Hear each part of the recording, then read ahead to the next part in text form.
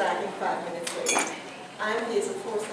I'm the Secretary for the Autism Society of Bluegrass, and this is our annual Autism Awareness Month event. I'd like to introduce our President, Sarah Spravins, who will bring you welcome and tell you a little bit about the Autism Society of Bluegrass, and then we'll proceed with Dr. Larry and events further. There's there will be coffee and snacks in the break room, and you can leave at any time quietly and go help yourself. You're not trapped in this space all the time. Parents with autism know how difficult that is for their kids, so they understand what happens with us. We also have material at the front desk in case you need professional development units. You can collect professional development form before you leave. And if you have questions and you don't want to stand up and say those questions yourself, we can give you a card to make sure that you can write the questions on it and give them up to the speaker. So welcome again, and this is. Thank you, Hazel. I'm so glad to see all of you here. Thanks for joining us. We hope to have these with some frequency, probably twice a year, these workshops. And so be looking forward in the fall to a conference that targets the other end of the age spectrum, transition or the older years. And today we wanted to give some information to those of you who have younger children. We are the Autism Society of Bluegrass, and most of you probably are aware of us. We are a nonprofit, all-volunteer organization. We're a support group. If you are not yet on our listserv, I encourage you to get on it, and we'll have a sign-in sheet at the front table, because it is a 24/7 avenue for you to voice concerns or questions regarding autism. I think it's one of the best things that our organization offers. It's the last time I checked, the largest autism listserv in the state, and it has over 700 members. So if you have a question about something large or small regarding autism, you'll get a good experienced answer. We do meet the last Monday of each month. So if you are on our listserv, you will get notification about who our speakers are. We always have, thanks to Melanie Tyner-Wilson, who's our programmer. We have wonderful speakers every month. So you'll have more of them today, but know that those are available to you monthly if you can make the drive in. And thanks to Joe Grayson, our AV person back there, we have all of our meetings, when the speaker allows us to, record on our YouTube channel. So go to YouTube and look for, I think it's under Autism Society of Bluegrass, isn't it? Not ASBG. It's Autism Society of the Bluegrass. Yeah, but it's tagged, all the videos are tagged ASBG too. Okay, so you will find it under either ASBG or Autism Society of the Bluegrass. So that's a great way to find a meeting that you missed. And we've been doing that. I'd say she has been putting them up for a year. Yeah, about a year. So we have quite a few backlogs. So go there and check to see if there are any that are of interest to you. I don't know that there's much else on our horizon right now except for our annual fundraiser, which is August 28th. It's our Bluegrass Autism Walk, and for the last several years and this, it will be at the Legends Ballpark. It's a great venue. It's shaded or open. We can get enclosed if the weather requires it, and we do a walk around the ball field. That's where our walk happens. So it's really nice, and we encourage you to get a team together. And when that website is up and running, which it already is, you can already start forming your teams. It's a really fun thing to do, and lots of people get shirts made just for their own specific team and that sort of thing. But it's our annual fundraiser, but we see it equally as a chance for us to spread autism awareness and inclusion, and give a relaxing day to family, to be around people in a fun environment where others understand. So thank you for being here. We very much appreciate your attendance, and we hope you get a lot out of it today. And I'll get out of the way so we can start. And by one of our other very hardworking members, Sherry Brother, about that. If you want to have a more active role in the ASBG, we welcome it. Just let us know what you would like to. Do you need your drive? No, that's. It stays here? I Okay, think good. that's Mr. Lane. Okay, all right, good, all right. Thank you, thanks so much. We really appreciate it. Yeah, apologies to our speakers and to all of you that you may not hear as much of each speaker as you would like. We're kind of dipping our toe into a lot of areas today. So there are things that you're seeing some people and hearing some things that you can pursue more about later. But if you want to take a more active role in the ASBG, we certainly welcome it, even if it's just to give us ideas of what you would like to hear. Part of what we have difficulty with is knowing what sorts of things people need, what sorts of information they're seeking. And we use our resources for this purpose to bring those things to the Central Kentucky area. So with that, I'll turn it over to Sharon. Thank you. I'm introducing Amanda Chastity. Amanda is a licensed and certified speech language pathologist and feeding specialist. She also has specialty training in orofacial myofunctional disorders and is currently the only certified orofacial myologist in the state of Kentucky. She is certified, and it takes two to talk.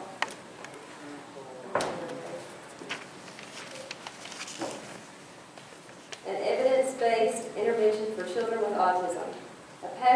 She has a passion for developing play skills and feeding skills for the early intervention population, has guided her practice and ongoing learning in these areas.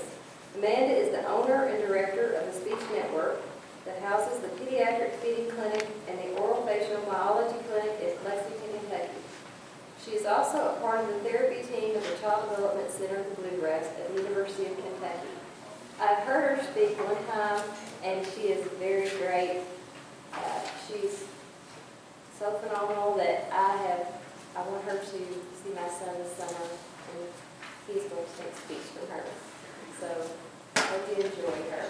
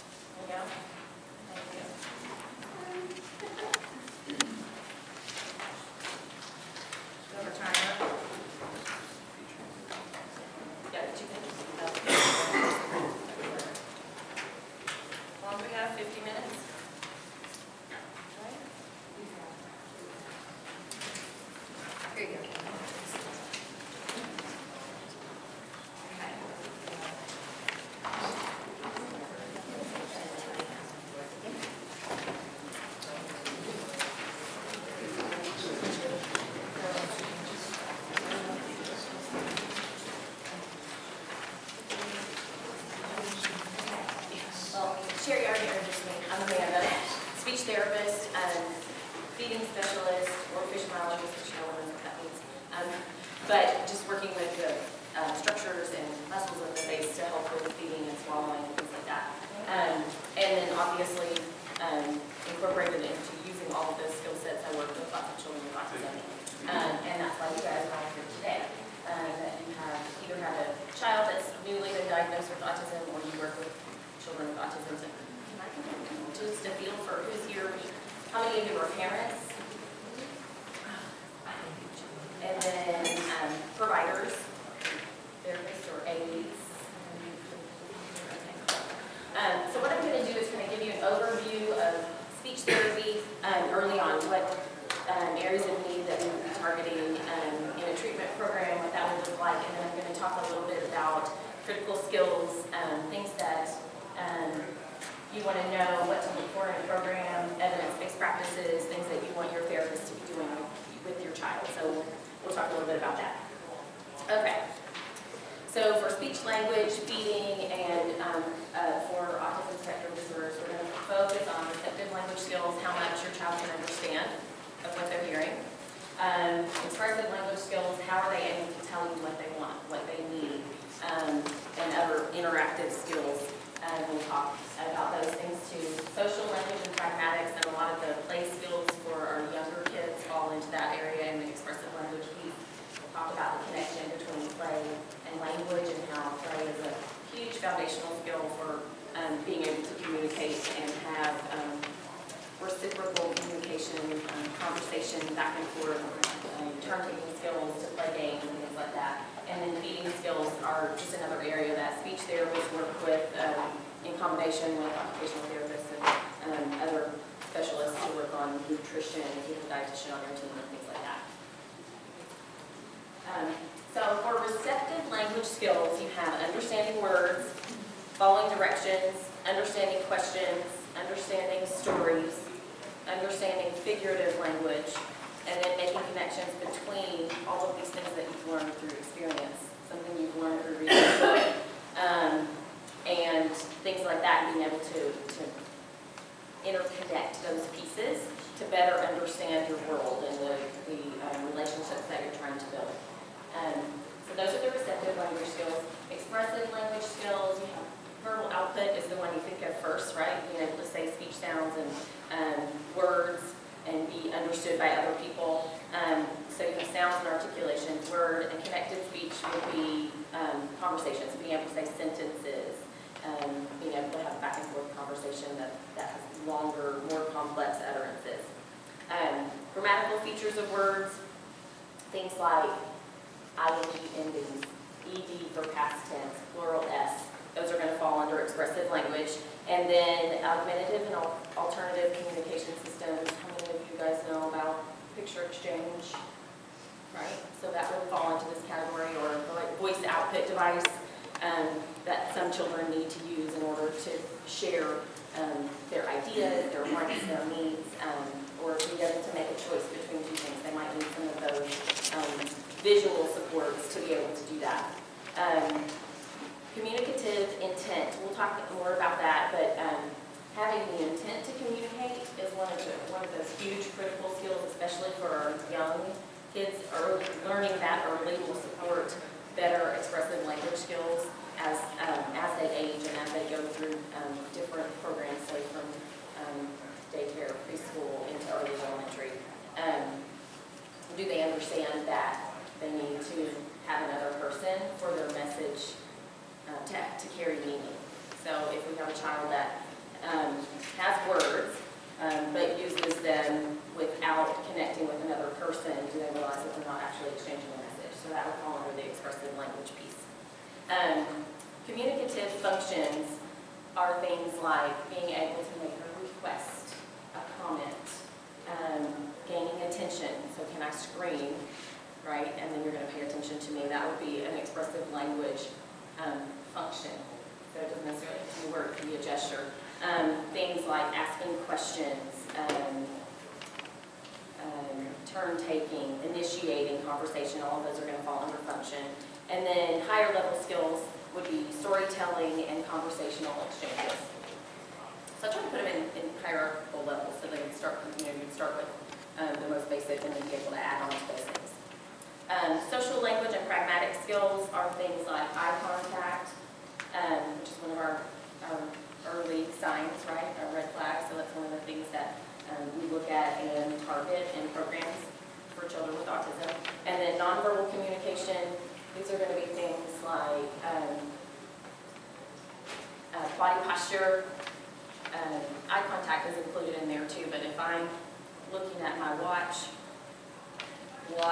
during a conversation with you, you're going to know what?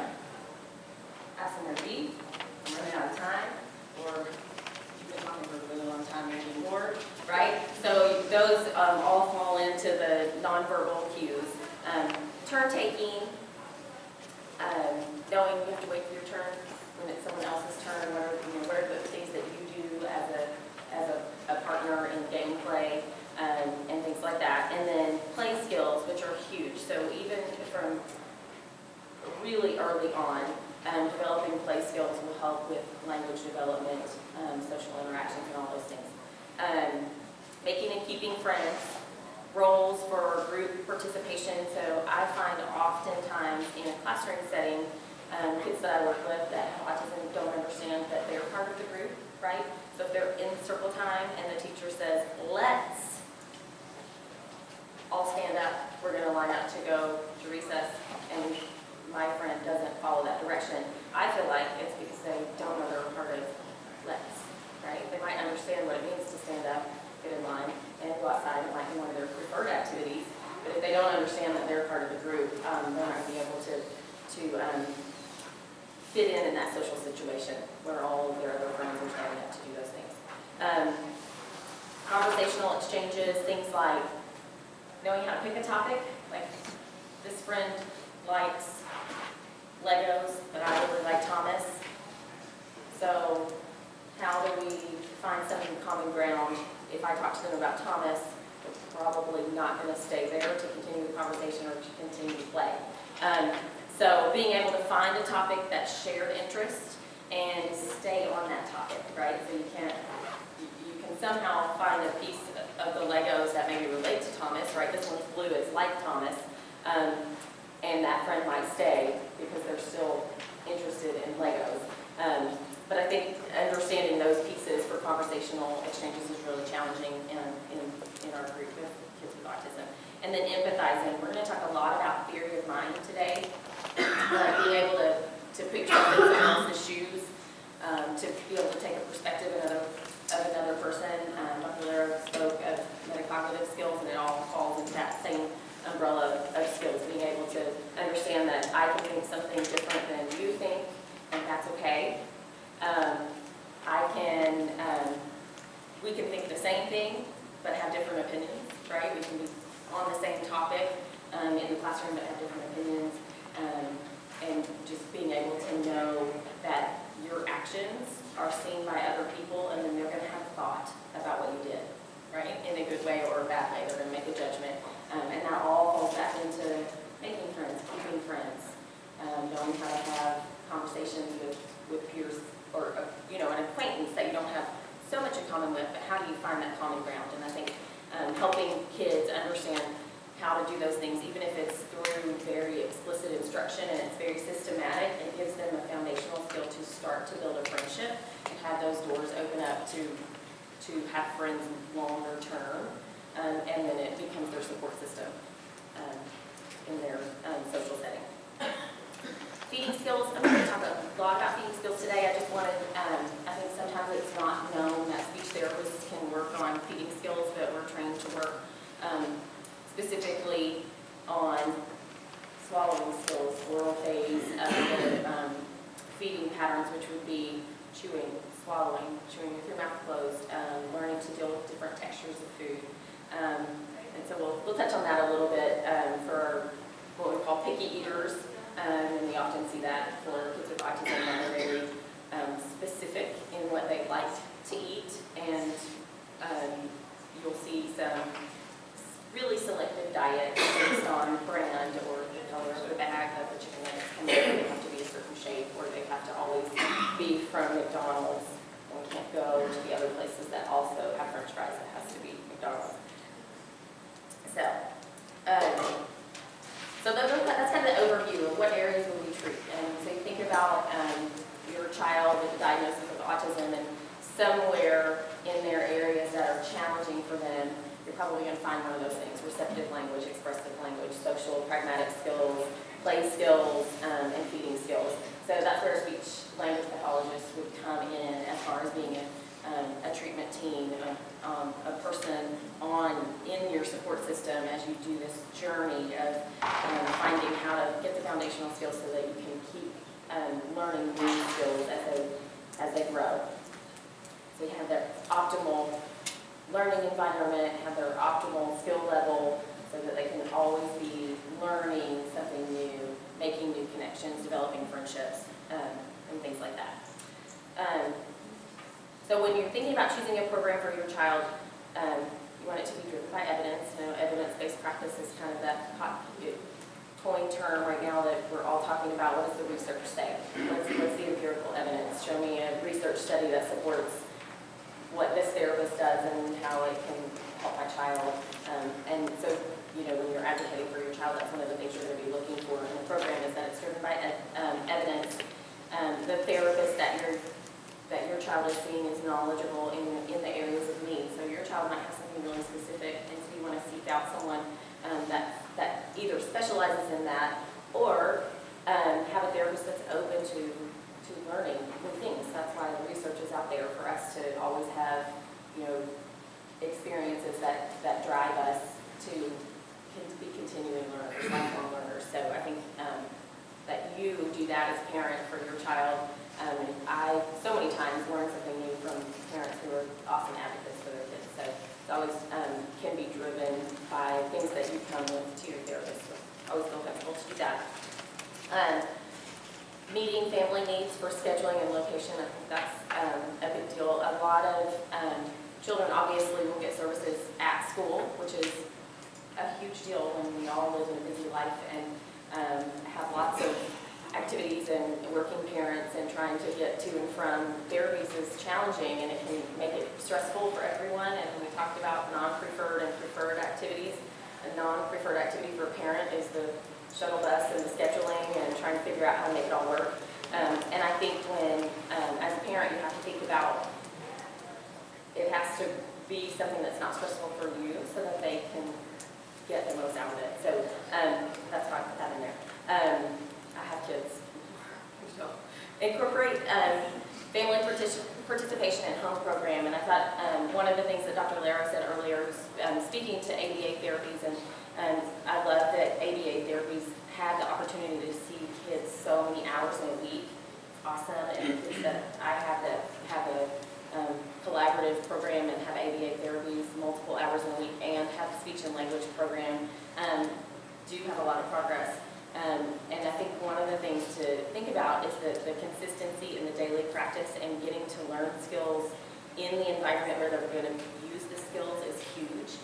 And so having a home program is a big part. So think about speech therapy, and you were talking about the limitations on how you can access those services. If your insurance says you only have 20 visits, how can you make the most of those 20 visits? And part of that is having a provider that can help you set up a home program so that you learn the strategies, and then you can carry them out at breakfast, in the bathtub, during a diaper change, going down the slide on the playground, in the car seat while we're watching different colored cars drive by. Whatever it is that you're working on, how can you incorporate it into as many of your daily routines so that your child gets that practice over and over and over again, so that you can make a really big neurological impact on how we're building those skills.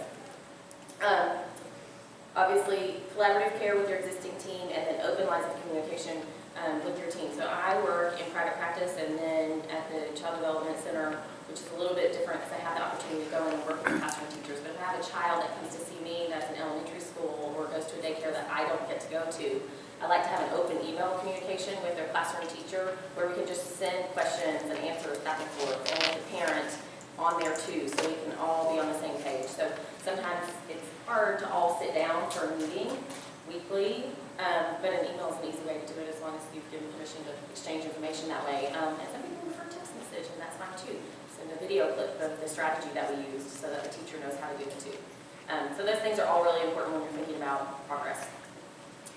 So evidence-based practice was one of the things on my list for what you look for in a program, and I think one of the things that's really important is it is based on research, and we want it to be really good research, but it's also based on the individual characteristics of the child. And you've all seen the quote, when you've seen one child with autism, you've seen one child with autism, because they're all different, and you can't take a systematic, structured program and apply it to all of them, because it just doesn't work that way.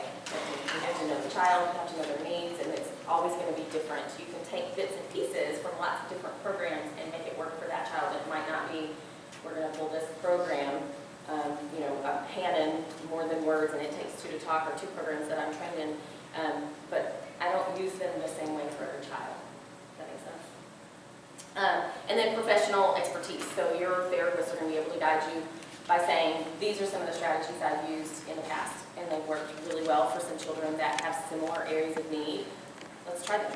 Sometimes trial and error is the best way to find the program that works, that has your child's best interest.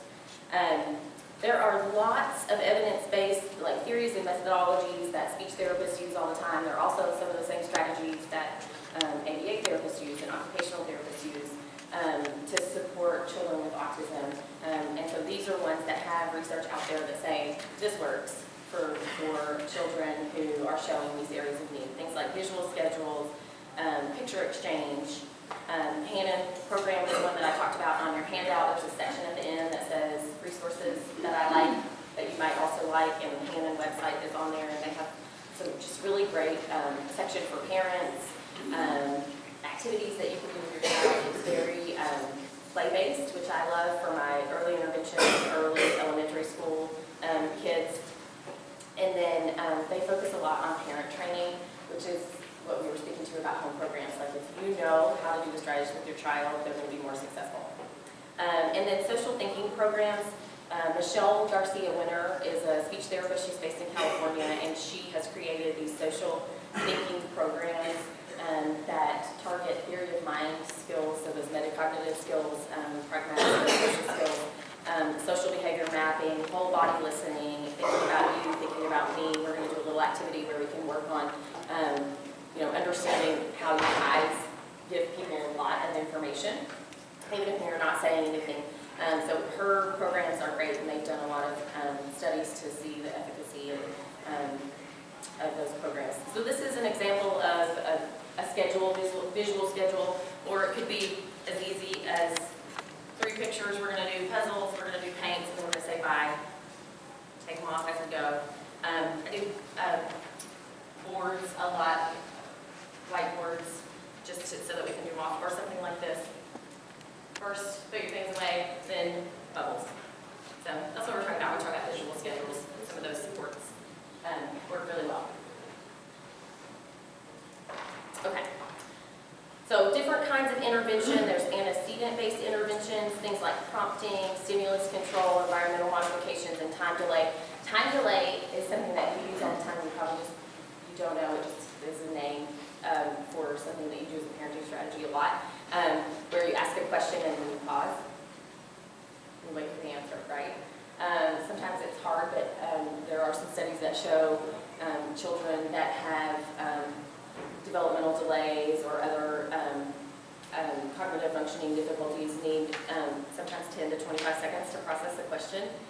You should try that. It's really hard. Ask a question and then count to 10 or count to 25. It seems like a really long time, but some of our kids really just need more time, because what happens is we give a prompt or give a directive, they don't respond within 5 seconds, and we give them another one. They're still processing the first one, so then they don't know what to do. They're lost in all of the prompts that we give, so sometimes less is more. And I think on here I talk later about least to most prompting, so whatever you can do to support your child that is the least invasive, do that first. Add something else if you need to. So if you don't need to take their hand and have them pick up their sock, put it in the laundry, and you can just say, get the sock and take it with a visual cue, then always do the least first so that they don't become prompt dependent. And then behavioral-based interventions, these are things like differential reinforcement. Extinction is something I use a lot for my kids who have behaviors that we're trying to decrease. And it's always best when you pair it with differential reinforcement and instruction. So what extinction means is if my friend is kicking me, right, and I don't want him to do that, I'm going to ignore. And when he stops, I'm going to turn around and interact. I'm going to give him what he wants, but only when he's not doing the behavior that I'm trying to get rid of, right? And a lot of those strategies are used in different therapies, but these are functional communication training, reinforcement, joint attention training, so eye gaze activities, and we're going to do one of those later. Video modeling is kind of a newer strategy, and I talked a little bit about this at the monthly meeting with a few mamas that were there, and it's having kids watch something they're trying to learn, watch other kids do it on a video so that they have more of a connection with it, more of a personal connection, they can see it in action, and then try to replicate it with prompts and cues after that. And then picture exchange is on here, schedules we talked about, and visual support. So that would be something like that first then. Or at my clinic, the huge cabinet that has all of our games in it has a big stop sign on it, right? Because it's not a free-for-all. And some kids just need that reminder that when they walk up to the door, they can't just open it. The stop sign reminds them, after they're talking about the impulse control, this is a visual support to help with that piece that they aren't able to do independently. Okay, so probably some of you are just starting your journey of figuring out what supports do I need, what therapies are we going to use now and continue to use throughout our journey with the child with autism. And so finding focus at the beginning of the treatment journey, I think, is sometimes challenging. But having the therapist that you're working with or your own, I know a lot of you probably do your own research, right, online, and read and read and read and get more information. How many of you do that, right? You're trying to figure out what programs do I want for my child. So find the critical skills that are optimal for outcomes. So what skills does my child need to have to do the things that I want them to do? Because we can tell our treatment team or our support team for our child, this is what we want them to do. But then I think sometimes what's hard to understand is the why for the strategies that the therapists are using. So I think as a parent, it's really awesome to come in knowing and asking for guidance on what are the skills, the foundational skills that they're going to have so that we can have expressive language, we can have verbal output. How am I going to help my child be a verbal talker versus being pre-verbal, which I was reading some things last night and I really liked that. Instead of saying nonverbal, that we say pre-verbal because we don't know what their outcome is going to be. It's like, I like that, I'm going to use that. Identifying splinter skills and gaps in skills, because I think sometimes too there are things early on that are missing from the repertoire that will help support things later, and a lot of those things are play skills. So there might be an elementary age kiddo that I'm working with and we're going back and working on pretend play or how to have a role in.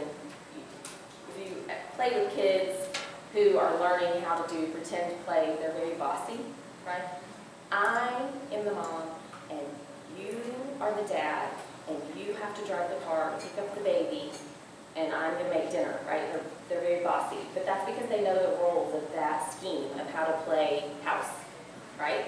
And so sometimes we have to back up and give those splinter skills so that they can have that play experience, so that then in conversation they can do it without all of the supports that that play provide for them.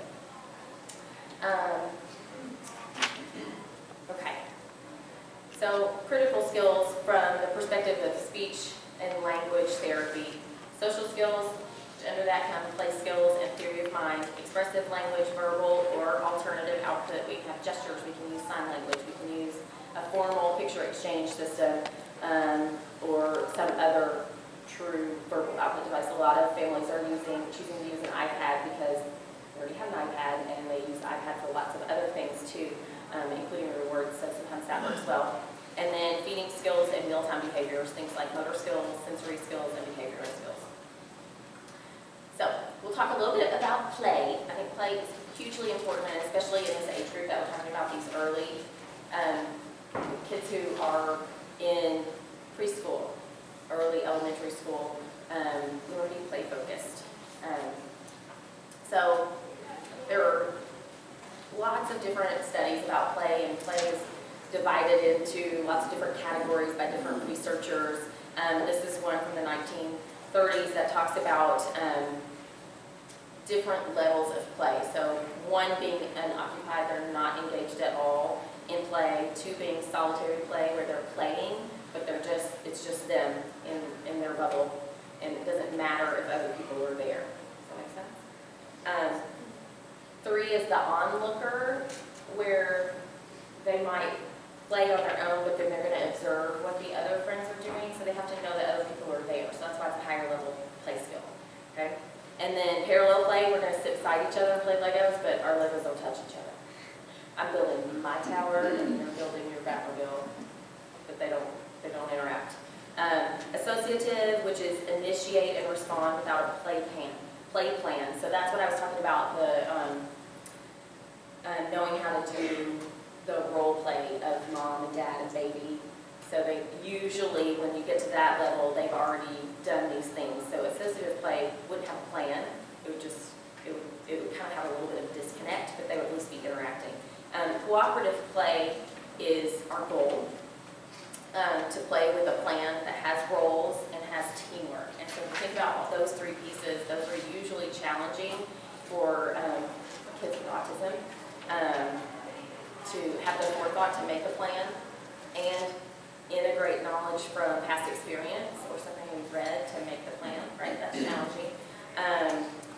Knowing which role and how to assign roles and who should be in charge of giving those roles, and then doing the teamwork to make it all happen without someone feeling frustrated or feeling left out or not connecting with the type of play because they're not interested.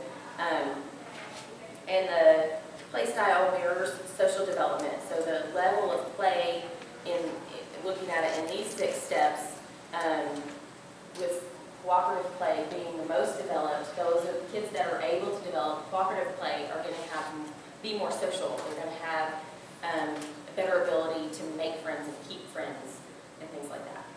Okay, and then if you have a child that is at a level 2 in solitary play, they're not yet understanding that there are other people that they could include in play and how that would look.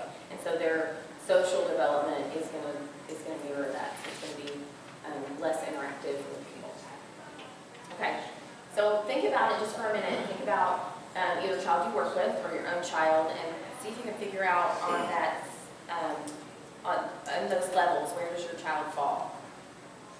Okay, and this I just liked how this visual kind of takes you from onlooker play through solitary play, parallel play, associative play, and then cooperative play at the end. Just a neat way to kind of think about how kids can move through all those stages and how it can support the things that we want to see. These are usually our end goals, right? That they can play well, cooperate, and understand the social piece. And this is just another breakdown of play skills. Talks about functional play. A lot of times early on, this is what we're working on, functional play with toys. Do we know that a ball is for throwing or rolling? Do we know that someone else we can put it in the basketball hoop, right? What do we do with the ball? Knowing the function of that ball and how to use it in play is really important. We have to know that first before we can pass it back and forth between myself and another player, or play the game of basketball, right? That has rules, that has roles, that has the social interaction, so how those build on each other. So the functional play is oftentimes where we start. A hammer, the wooden toys that have the pegs and you use the hammer, how do those go together? So understanding that functional piece is huge in being able to apply that to higher level play skills. One of the scales that I love to use in assessment, it's not a standardized assessment, but Carol Westby has a play scale that assesses play and language, and it shows you how they're interconnected. So if you have a child who doesn't have higher level play skills, then we're not going to see higher level language skills. So we really can't expect verbal language unless our child knows how to do interactions between people in play, like roll the ball, give high fives. Some of those social interaction pieces are going to support the language development piece. And it breaks it down by age. It says, this age of play skills is equivalent to these pieces of language development across the board. So the Westby play scale, the link, I could try it, but I'm kind of nervous that it won't work. Should we see? Okay. So we'll come back to it. Play gives children a chance to practice what they are learning.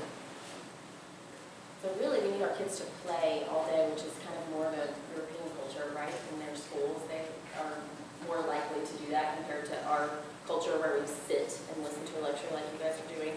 You would probably learn more if we could just play even through this lecture, and that's what we want to replicate for our kids. So if they're school-aged, then we want all of our extracurriculars and our therapies to be very play-based so that they can develop these skills that are missing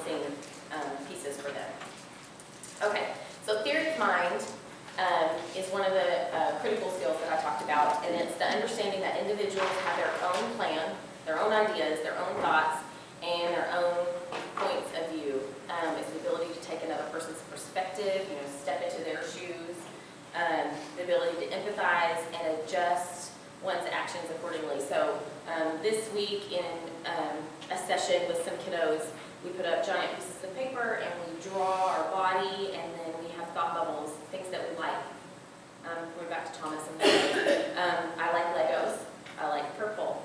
I like to eat spaghetti. No meatballs. Right? I like the color yellow. I like popcorn. No butter. Don't like my fingers to get wet, right? So we went through with one of the kids that has difficulty connecting with peers in his classroom. We did him, but then we picked a peer that got to come with us, and we got to find out what they like. And did it match up with what he thought they liked? No, because he really wanted her favorite color to be purple. It wasn't, and that was upsetting. But now we have this visual representation of our friends' thoughts and ideas and likes and dislikes, and then we can circle the things that were the same. Okay? They both like to go to the library. They both like to eat French fries at McDonald's.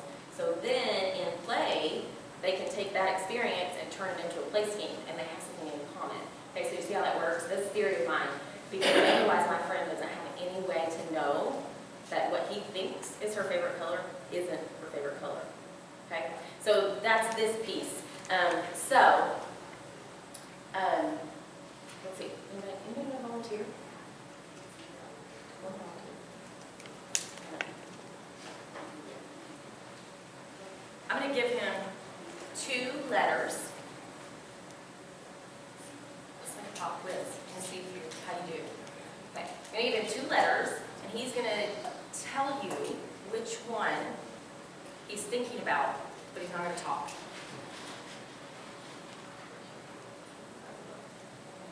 Hold him up.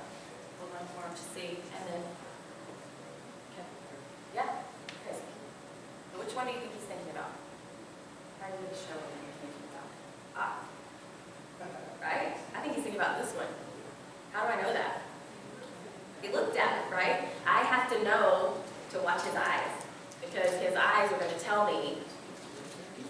His eyes are going to tell me a lot about what he's thinking, what he likes, what he doesn't like. But if I don't know to look at his eyes, I'm going to miss all of that. Okay? So that is a foundational skill for all of these theories of mind. I can't take a perspective of another person if I don't even know that they have eyes that look at different things than I look at. Right? It's going back to if I'm checking my time over and over, I'm in a hurry, right? Or I'm going to be late for the next thing that I have to do.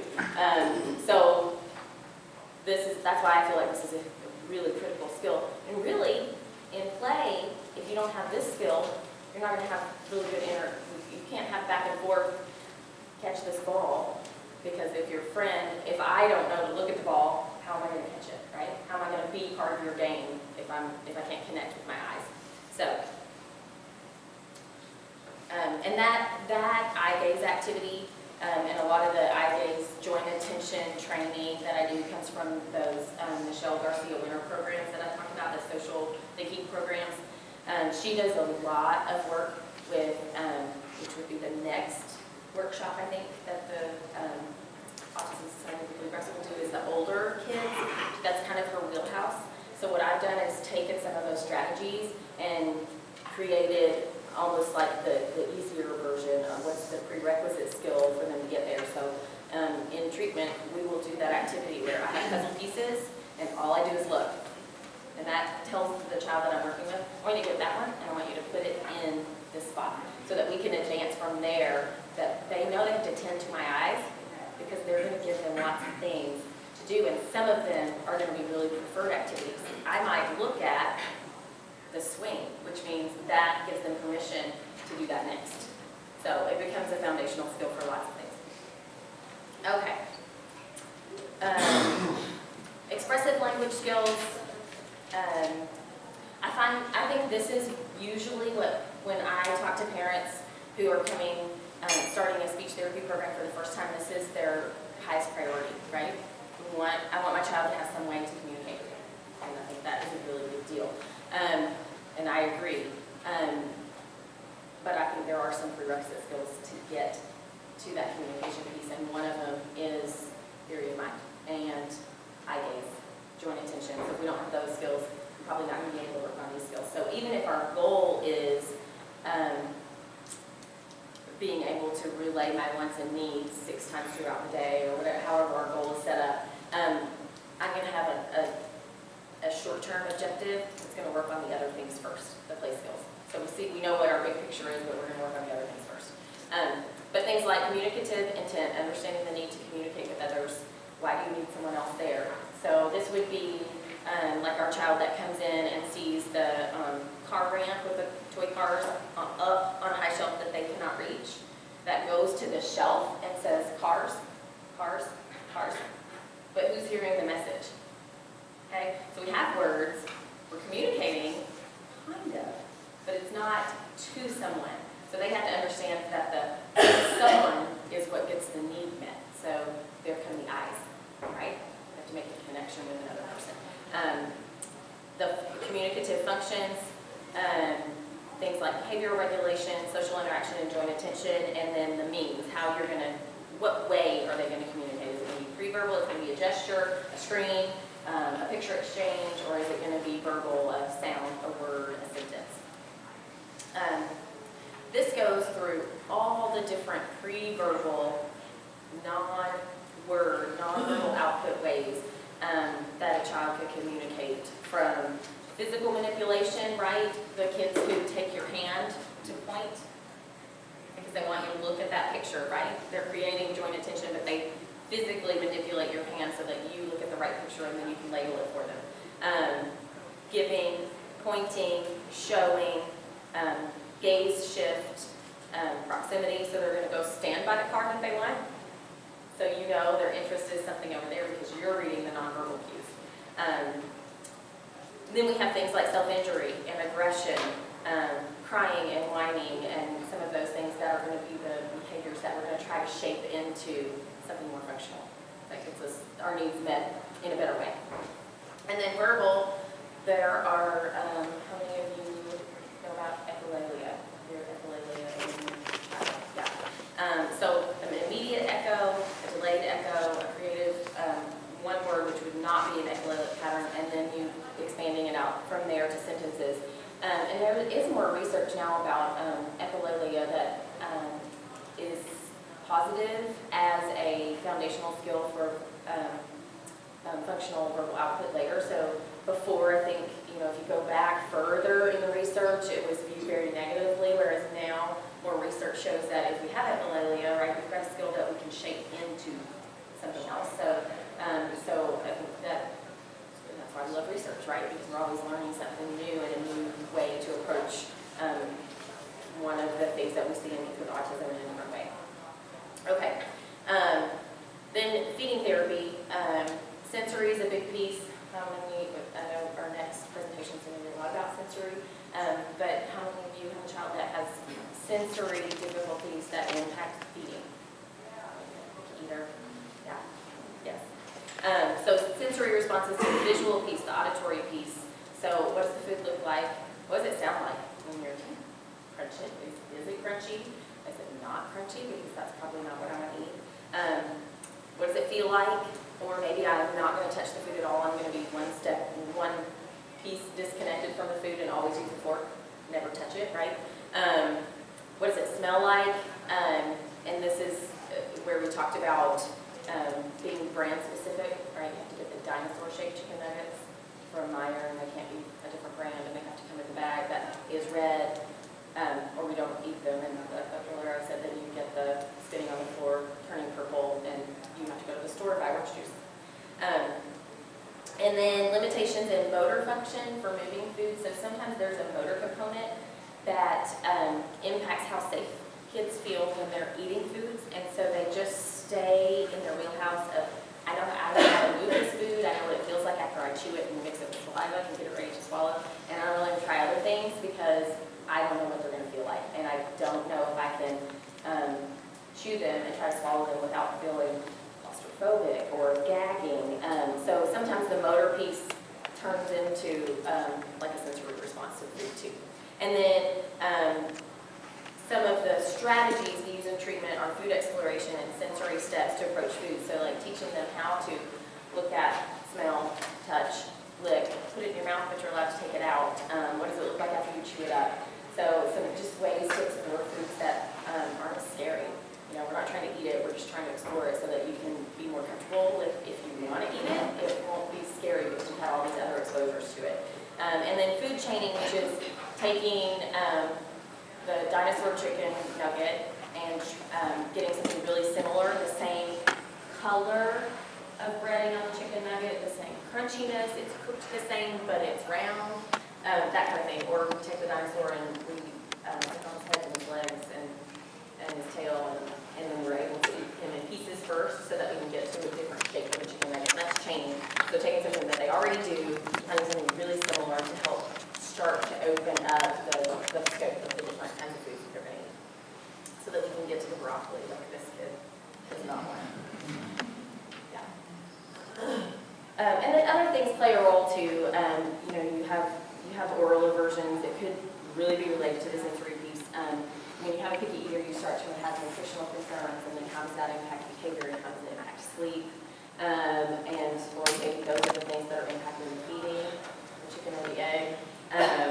And then you have the spin-off behaviors from the struggles that they have with eating. So refusing to sit at the table, grazing, snack, come back and go watch our show, or the distractions where we always have the iPad and watch something on the iPad while we eat the meal. So those are definitely some of the things related to mealtime that would show up in the program with a speech therapist working on feeding. Okay, so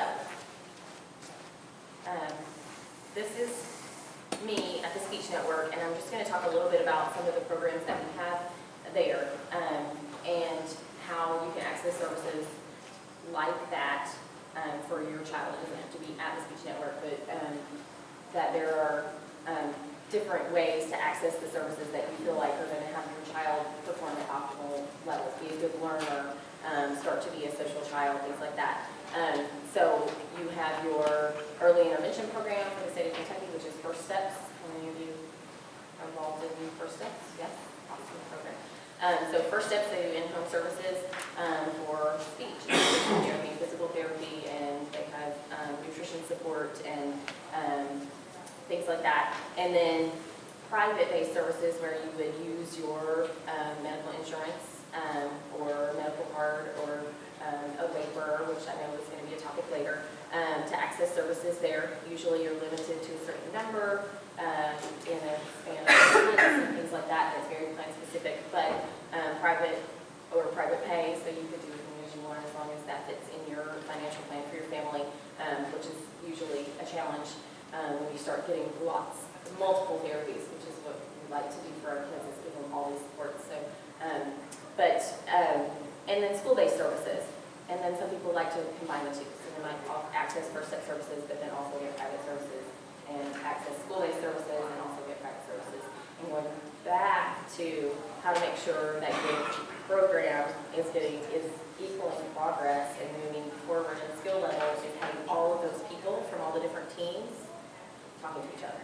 Okay, so that's sometimes the challenge. But things like social skills enrichment groups that give explicit instruction on how to develop the theory of mind skills and the early play skills, or the later developing the higher level play skills that they have to have those prerequisite skills for. But getting kids together that need to learn the same skill set and providing them a structured play group. So I'm going to model how to do it, and then you get to practice it with these other friends. Okay? So social skills groups, feeding enrichment groups, which often become social skills groups because that's what mealtime is, right? It's social. And that's what our culture is driven by. But I mean, every time I talk to my family, it's about planning the holiday meal, right? Who's bringing what and all of those things. So our culture is very much set up around a table. That's how, you know, we celebrate things. Oftentimes the only time we sit down as a family is at mealtime, and so when mealtimes are a struggle, that changes that dynamic a lot. So feeding groups take the social piece of feeding, but also work on the sensory and motor difficulties for that as well. Okay. Here are some of my favorite resources that I love to use and give to families that I work with. As check out, and it's on the second page of your handout.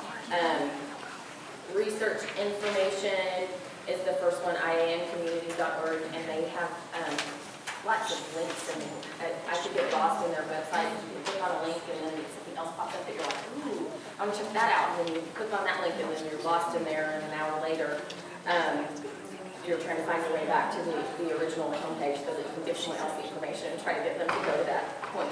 And then obviously support systems, which is why you guys are all here today. So you're the bigger Autism Society or your Bluegrass affiliate, which is what you guys are already here doing.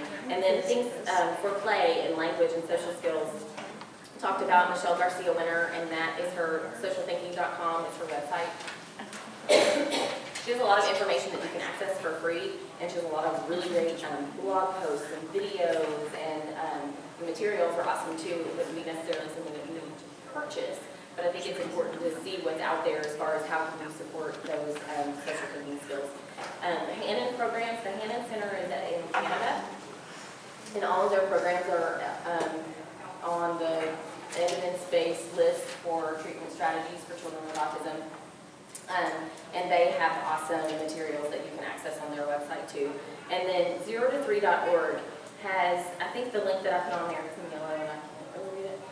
The Power of Play is what it's called, and it's like a pamphlet that you can print out, but I just looked at it online, and it breaks down by age and gives you activities. It's actually targeted to grandparents to teach them how to play with their grandkids.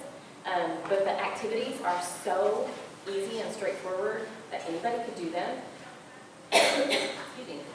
Whether it's a caregiver, a daycare staff member, a grandparent, an aunt, or a mom. Who I have moms and dads all the time that say, well, I don't really sing songs, because I'm trying to do the little bus and 5 little monkeys jump on the bed, and they're like, I don't really do that.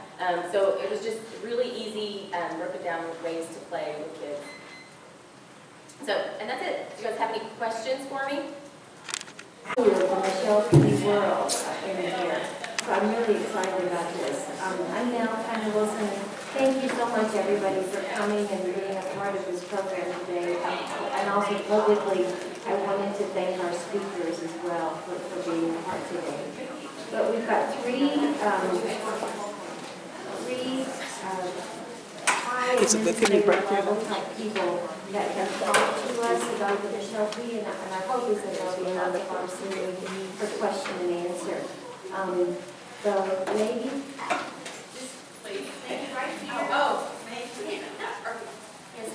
This lady, her name is Leslie Hoffman, and she is over not one but 6 of the waivers. So she's from Medicaid and was graciously accepted our invitation to come and speak today.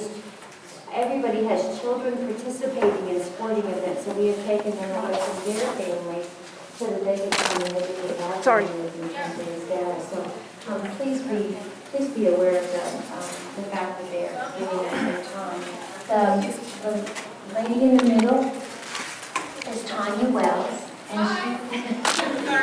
and she is from Dale, Disability Aging Department. Okay, what she said. What I said. And she is over the whole facilitation approval process, and I hope they can explain if I've made any mistakes about the Michelle P. Waiver. So she is a wonderful and great insight in terms of helping us to understand the steps of the process and just the status of the waiver as we know it now. And this lovely lady on the end is Ms.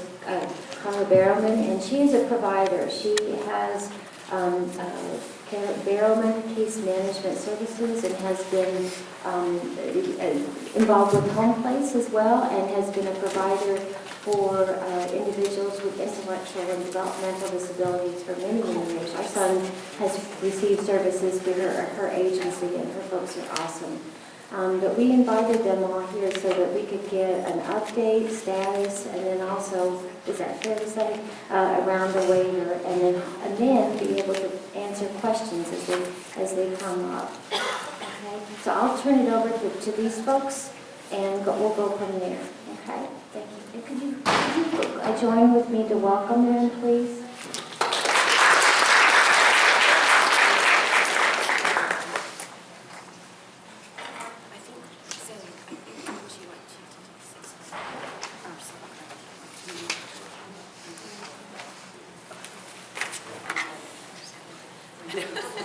We decided we're going to stand up, so I'm a little short anyway. Yeah, I would never see anybody back there from this height. So my name is Leslie Hoffman. I'm sorry. Oh, yes, ma'am. Sorry.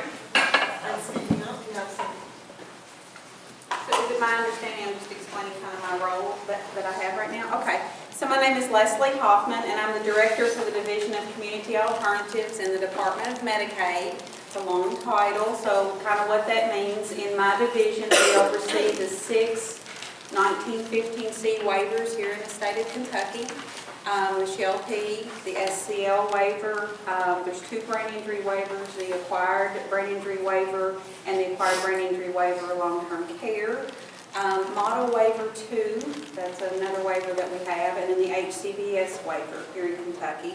I also oversee Money Follows the Person, which is a grant that assists people to move out of facilities and or nursing facilities who meet the criteria of one of the waivers, and that we can assist with moving those folks out, and that's through a grant. I also have hospice under our division. Home health is under our division. And recently, if you may be aware that the state plan, and when I say state plan, just for your knowledge, I'm talking about, I call it straight card costs, but it's like if you have a medical card, what that basic medical card would cover. So we actually enhanced your basic medical card to include a lot of behavioral health services. So now, for the first time in history, we can cover services necessary for folks who have mental illness, which is a very positive thing. So substance abuse, mental health issues, those kind of things, which also several of the services would also assist with a child who may be eligible for, say, the SHLP waiver. So those are the programs under me. Hi, I'm Tanya Wells. I am the Senior Policy Executive, can't even speak yet, sorry, for the Department for Age and Independent Living. What does that mean basically is we are the contracted entity that administer all of the self-direction of the waivers. So the waivers that Leslie was speaking with the exception of the Model 2 waiver, which is specifically for individuals who are vent dependent up to a certain amount of time, we handle all of the concerns and technical assistance and administration for those that choose to either consumer direct, or what the new terminology is moving toward is participant services direction. And so that's what my role is in regards to all of the waivers.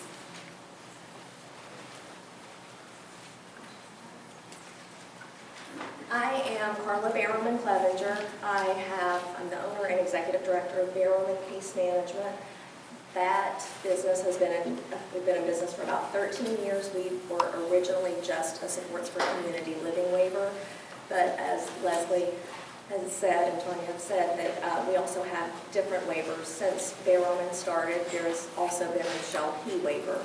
So we do the person-centered plans of care for the Supports for Community Living and the SHLP waiver, and then we also monitor those services to make sure that you and your loved ones are getting the services you need and that it's efficient in Medicaid's eyes. So that's what I do. I think the other piece that Melanie wanted us to speak to, and you are more of the expert than I am, is just kind of the status of where the SHLP waiver and regulation is. Okay, so currently right now, Michelle P. Waiver is in what we call a renewal period. So this is just normal procedures. Every 5 years with a waiver, CMS requires us to renew it. During or upon renewal, we can make changes. We currently have, we just finished a Michelle P. Waiver stakeholder engagement and meetings, and we had parents and advocates. Amy Cooper Puckett was there, the commission was there, I'm trying to think of everybody that was involved. The community mental health centers representatives were there, and we kind of just worked through the waiver as to where the waiver is and things that we might want to make changes with the waiver and the regulations. The Michelle P. Waiver will go out for public comment, a 30-day period, sometime around the 22nd. So it's kind of where we are. It'll go out for public comment in newspapers. We'll have it on our website where you can look at it and make public comment. We'll keep it posted for 30 days, and then we'll summarize those public comments and answer the public comments. And we have to let CMS know what those comments were and that we answered them. So after that, then we'll be ready to submit. The Michelle P. Waiver is a July 1 effective date, and we have to submit it way ahead of time for CMS to have time to review. I know that's confusing. So what you have is a July 1 start date, but we have to send it to the federal government 90 days ahead of time. We have to have a 30-day public comment and a small time period to get those responses in, summarize them, and get answers back out to folks. So it ends up being quite a long process from a July 1 effective date to send it into CMS. So, and then we'll also have the regulations after that, and there'll be a public comment period to make comments and suggestions on the regulations after that. Yes, ma'am. I don't know if I'll ask the question, but when will they know if there's going to be more funding or the cap of how many people are being served in the state of Kentucky will be moved? And my second question is, I'm fostering to adopt a child that has autism. And when I'm getting ready to start into the adoption process, the state has told me, sign up for this, because you're going to need help with your single parenting birth. But yet, when I have been denied or told to be on a waiting list. And my last thing that I'm going to apply for is the common community-based waiver. Though they told me when they sent me the application that my child has developmental issues, and that waiver basically serves people with medical issues. So I wanted to know if, in fact, I was wasting my time applying for that waiver to get assistance until Michelle P. Waiver expands their service, or is it something I should seek out because my child has extreme issues? She's extremely disabled. So you have 3 questions, so let's, well, between Leslie and I, that's all right. So I think what we'll maybe need your help with is make sure we get all 3 questions answered. So I think your first question was in regards to funding and availability of more individuals to access Michelle P. So that would be a Leslie. The unfortunate thing, some of your questions, I guess one of the things that I would say on behalf of Leslie and I is, as you know, with the new administration, there's lots of changes going on and budgets are being approved, and you might have heard all of that. So some of the questions you may have, and it's not that we don't want to answer them, we just may not have the answer to those, just because there are still some decisions being made on funding and where, who, is the Senate going to do this? Is the House going to do that? And then what's the governor going to allow? So please, please keep that in mind. If you don't feel like we fully answered that question, it's not because we don't want to. It's just because we may not know. Absolutely, and we can kind of tell you what we know from up to this point. Absolutely, we just may not be able to say when it would happen. I'll say it that way. So I'll start a little bit with Michelle P. and then if you want to review a few things about HCB, that would be fine too. So I'm going to give you a little bit of history. Some of you may know this and some of you may not. There is a supports for community living waiver that we have for individuals with IDD. And that waiver had a lengthy waiting list years ago, and Protection and Advocacy, actually, there was a lawsuit that was brought that said these folks have been on the waiting list a long time. Now, the SCL waiver was primarily for adults, okay? I think at the time we may have had 4 children in the waiver. So just for adults, it was for the adults that have been on the waiting list for the SCL waiver. When we developed the Michelle P., and it was through a lawsuit, so we worked with the Judge Hood at the time in Frankfurt, and we developed a waiver that would give a light package of services, not including residential, to those folks that were waiting on that waiting list, because residential was very expensive, and at the time, with not expecting that to be within Kentucky's budget at the time, we had to base it on how much funding that we thought we could come up with in this period. So when we went to the Michelle P., of course, we used the same tool for the individuals that would be looking at Michelle P. as we did for SCL, because originally it was for the adults that were on the waiting list. So we learned later, of course, that the tool was probably not appropriate for a child. The tool was developed for the adults on the waiting list. So since that time, the Michelle P. waiver has grown significantly with children in the Michelle P. waiver. And there's currently about 54% are children in the Michelle P. waiver. The waiting list, however, has approximately 73% of children waiting for services. Now, I wanted to explain just a little bit about that. So last budget, not the budget we're working on in Kentucky right now, the last budget that was approved allowed for 500 total slots, 250 and 250. Additional possibilities for folks to be on the waiver. So that moved us up to 10,500 possible slots to allocate out for members. We have a waiting list currently right now of about 4,700 approximately.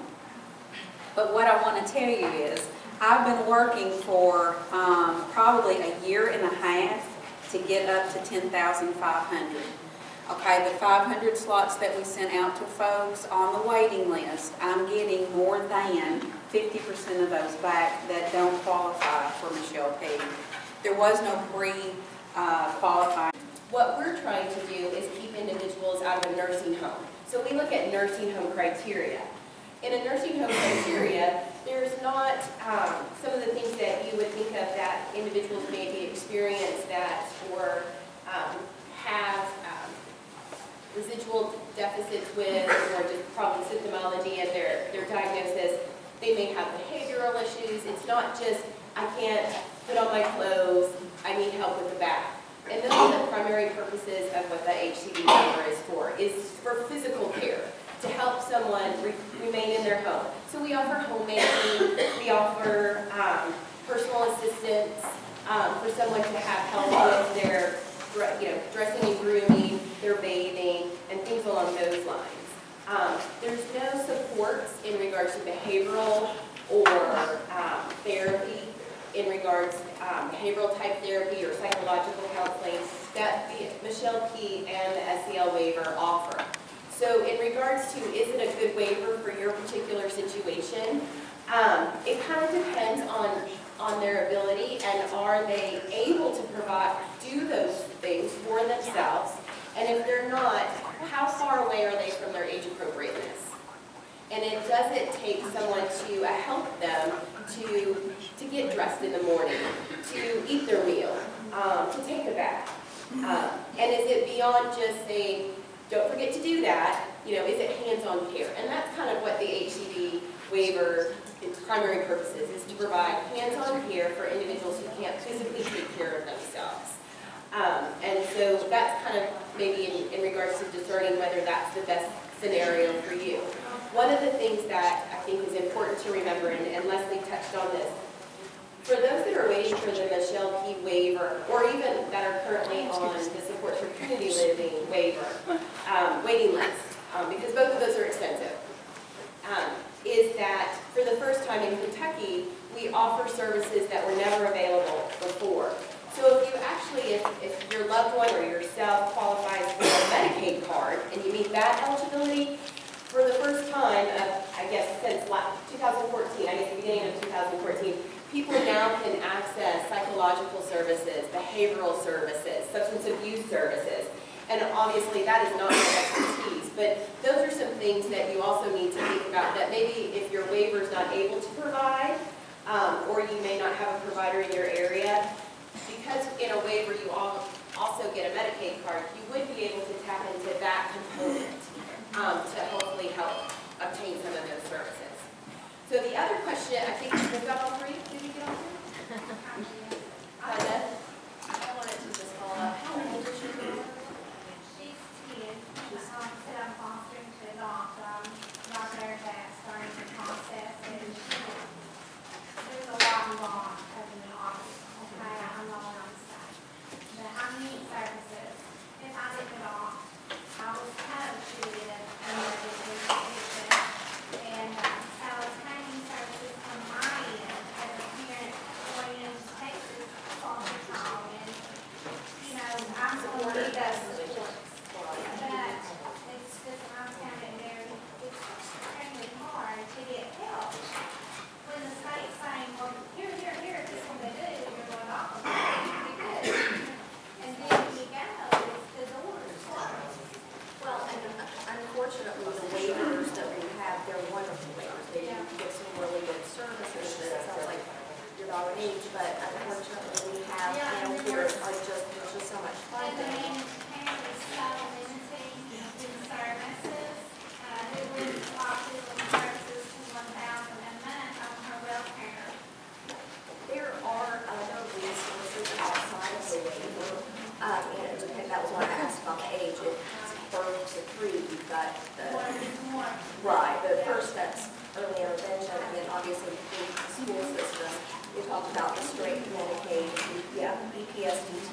There are a lot of different resources. No, they will not take the place of the waiver services, but you can piece them together and get a lot of the services that she needs until she gets on the The waiver. only question I have is because I didn't understand this. If, this is my situation being kind of unique, you know, because I'm adopting, but, why can't they go ahead and have straight Medicaid when you're on that managed care, especially if they're in state's custody and their child is so disabled? Why can't they be given straight Medicaid while they're waiting for Michelle to waiver? Because everybody tells me that they have to have one of the waivers in order to get the straight Medicaid, which is not so limiting as a managed care system.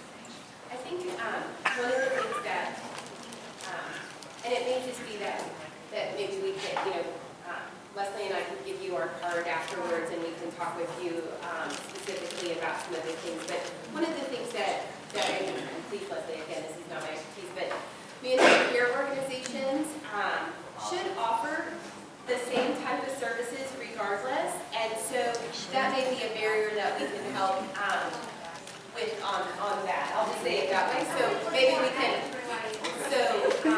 but street Medicaid is managed here in the state of Kentucky, I think, unless you're in a waiver or if you're in an institution. And so the services that possibly you're wanting to access and maybe your managed care provider is saying they're, not approving or whatever, that just may be a barrier that they may need some more education, or that the person asking for those services may need to provide better justification and the rationale for that. So those are some of the things. But I guess when we say straight Medicaid, we are now called, it's in a managed care. We had another question that was handed to us, and it was, and Leslie, you kind of already touched on it. I think it was about the waiting list, because obviously it's so long, and this particular individual is number 2,780, which I did not know you were given numbers, so that's very interesting. Because at first I thought what? You probably called and checked on it. So obviously, I know we collect, like that, but when you wrote that, I thought his child is 2,000. So anyway, so do you want to cut up on the waiting list? And she already did, but one of the questions was, in the meantime, what can you do? Is that what you were asking? Like, in 3 years' time, his insurance benefits are going to drop way under $1,000 per month. And Because he has private insurance? correct, Okay. correct. And so hopefully by the time Michelle completes everything with the waiver, I'm wondering, well, if we do get in there and then they reject us anyways, what can I do to minimize rejection? Like, do I enroll them with my school speaking in there? I assets, or do I enroll him as like, hey, so obviously he has no fixed income because he's free right now. Or just doing something on the side I don't know about. So I would like to know that I'm not going to be wasting my time 3 years down the road. Absolutely. The one thing I will say, and again, I'm not in the Department for Community-Based Services, and nor is Leslie, but, and Carol may know this more than we do just because, of just helping individuals get enrolled. But my understanding is, when an individual is a minor, they look at the parent's income for the first 30 days, and then after that, then that individual, regardless of their age, if they're under the age of 18, I assume, they stand alone in regards to their income. So, with the waiver. With the, You have to be approved for the waiver. with the waiver, if you meet the so. level of care for that specific waiver, then it is pretty much an automatic pass-through that they're going to get the medical card that will pay for this waiver. Okay. So they'll collect all of that Same information. They'll collect. department as SSI, because our kids are not SSI, because we have a second card. Right. Well, so SSI is basically whether your son has been deemed disabled. And so, They didn't even get that. so, It's based on money. It's based on Right. income, and then if your job is stable. so what I would do is, DCBS usually collects all of that information up front. But then depending on, if he meets waiver eligibility, they will just look at what your son's assets are after the first 30 days. Is that fair to say? So, and then, That's assuming my wife and I meet the requirements first, then they look at my son. no, they don't look at, they My just third- gather third everything. date. They're just thorough. So, but then, because the services are for him, or her, I'm sorry, son, you said son? Yeah. So then they will look at him alone, and what's in his name, and what income is he bringing in? What property, what assets do you have in his name, and things like that. So am I on target? I mean, this is not my expertise. I know enough to be dangerous, so. And those are great questions, and we really do need to have a really good recipe, if you will, task analysis by APA. A system that we will apply for this service, because I think that will really help a lot of families. That is an excellent question, because it is very frustrating to go through and apply and not be approved and based on the income. But it's a very, very challenging system to get approved for SSI. In general, it's very intimidating. I have a lot of families that come and they said, somebody gave me your name and number, I don't know what you do, but they said that you would help me. So, and that is something that I really encourage all families to keep asking questions. If you don't understand, continue to ask. There is no stupid question. If you're working with someone, whether it's DCBS or a provider, whatever, if you're working with someone that can't break it down for you, go to somebody else. I think there was a question. I'm sorry. I'm a grandma. Well, ask you guys your question and then We'll just go this way. How about that way? And you want to just do that? You're in charge. We're just standing here. Okay, go. I'm a grandmother of 3-year-old. He turned 3 this week. He was in first steps for 1 year. And so my daughter-in-law, I'm here for my daughter-in-law. I don't know what Michelle P. Waiver is. And I need to start from the beginning and tell me what you all are out there. Absolutely. And then how do you become eligible? And you're telling me they have to be, he has to be, my grandson has to be on Medicaid before being eligible? So and we can do this afterwards, because I might be boring everybody, but I just don't. I think your question is really a good one, because what you're asking is what is the waiver and what does it offer? Yes, what is? So I think that, because as Leslie already talked about, there's a lot of people who are on the waiting list that don't meet the criteria. It's because they may not even know that they may not need those services. And so they may not fully understand themselves. So that, I think that's a good. So I can talk to you on the self-direction side. So when you come into any type of waiver, you have options as a consumer or a participant. You can utilize an agency for all of your, for your services, which basically could be, for Michelle P., it may be the community mental health center where you live. You could go there for their services. It may be a provider that offers behavioral supports, and they have, their building and their structure. So I guess that's the best way to say it. Structure, they have bricks and mortar, so to speak. Or you can choose, in some services though, you can choose to self-direct. So you can pick who you want to have as your employees. But with that takes on some responsibility, because in Michelle P. Waiver, the services that you can select are, there's an array.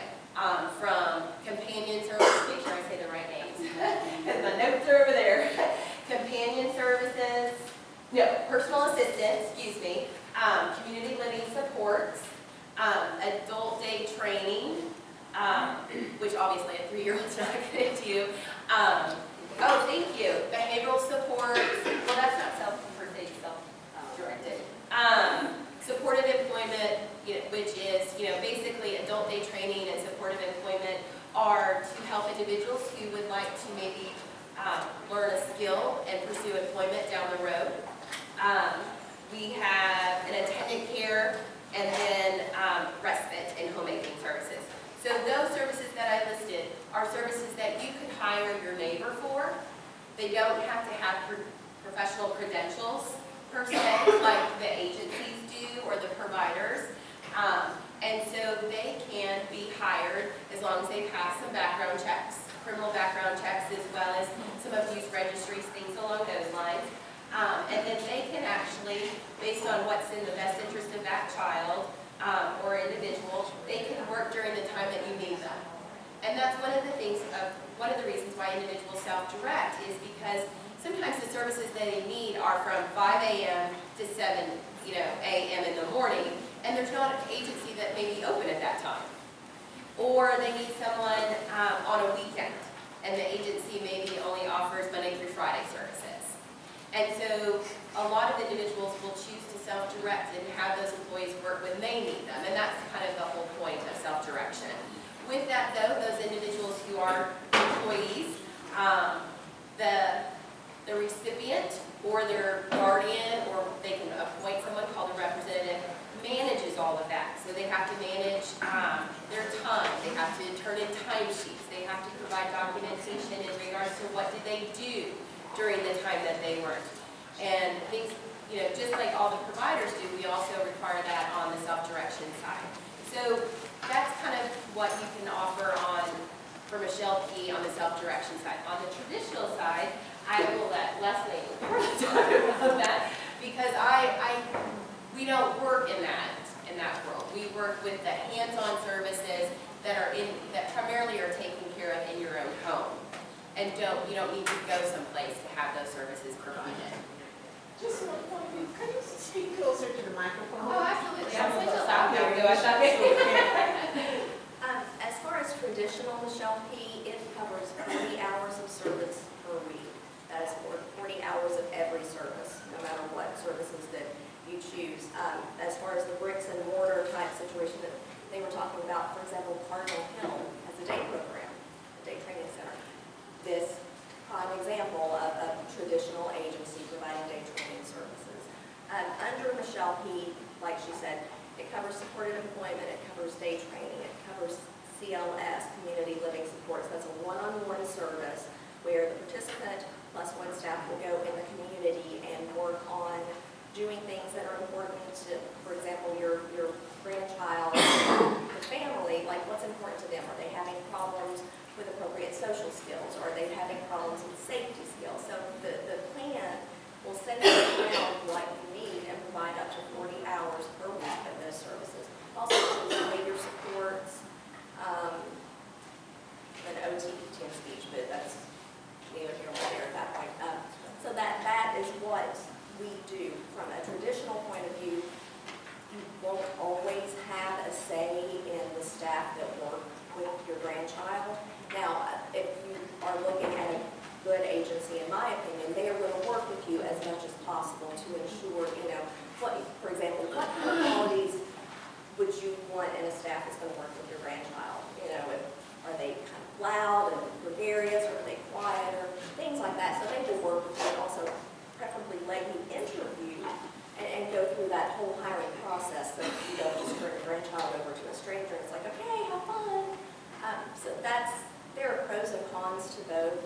PDS or CDO works wonderful for some people that have a lot of natural supports, know a lot of people and have those networking. For some folks that maybe don't have as many natural supports, sometimes it can be overwhelming just trying to find people to hire or to keep. So, pros and cons. And I guess the other point that's real important is with Michelle P. Waiver, there is no residential. And that's one, for many individuals, they're not able to remain in their home and be supported for various reasons. And so one of the things that Michelle P. Waiver doesn't offer is an option to go live somewhere else outside of your own home. That is not a service that is available in that, but it is in supports for community living, which most individuals on Michelle P. are moving towards supports for community living when they're looking at life planning per se. Is this just in Kentucky? Michelle P., the title of Michelle P. is actually there's a person named Michelle P. here in Kentucky. It's on the waiting list. I compare it to a Katie Beckett waiver in other states. I forgot which state it is. There's another state, though, that is in a very similar situation, and it's called the Katie Beckett waiver. But I've forgotten which waiver. I'm sorry, I've forgotten which state it is. How do you know if you're eligible?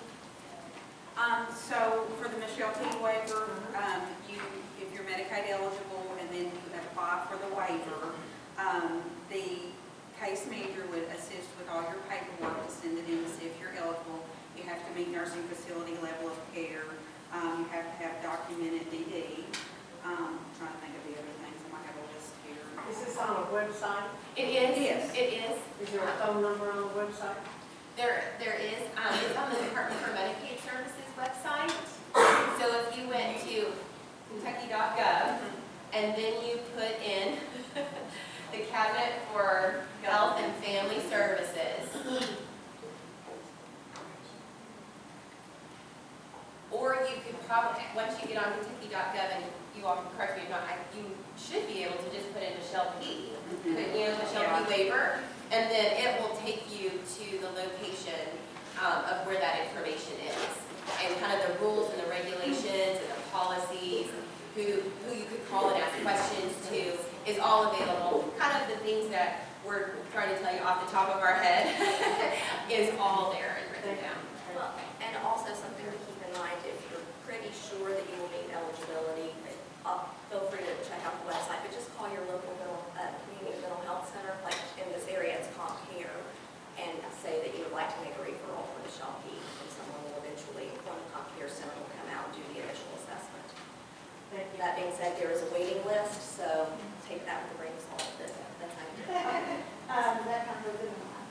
We've been on the waiting list for a year and a half. Do I call Comp Care? How do I on the waiting list? How do I? If you want to know where you are on the waiting list, you can call our office, and it's 564-5560. And Michelle, 502. sorry, 502. You're an 859 already right now. I'm a 270 too, so I got to get that. Lyris Cunningham oversees the Michelle P. waiver, and Alicia Clark is her supervisor as the branch manager. So I will contact them, but I just want to make sure that I'm not waiting and I've signed up, I've done what I have to do. Okay. And outside of that, Leslie, it's just waiting. And then once, correct me if I'm wrong, but once her name or his name comes up, then what happens? So we send out letters to let you know that you've been allocated a slot. Of course, you still have to go through the process to make sure that we've afforded you the opportunity now. You have an available slot or available opportunity for funding. And then it's your responsibility in the next 6 days to give the case manager the paperwork in to see if you're eligible or not. And I think in that letter, isn't there a list of who you could call? Yes. For that, if you don't already know who you want to use or is available? Yes, and that's then, correct. And then they would come out and arrange to do what Carly's talking about, an assessment to see if you meet the program eligibility. Well, he already has that. Okay.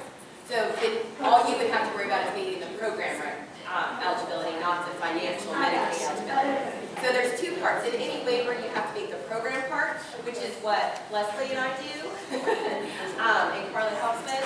And then you got to go over and meet the financial part, which is at the local community-based services office. So, Well, and also something, some of my families have asked the same question, and they were very nitty-gritty, like, what happens if I don't get the letter, or, you know. My understanding, it is a certified letter you will have to sign for, so please don't worry if something happens and you know, snail mail messes up, you have to sign for it. And there is an appeal situation if something happens. We're talking about this next year, right?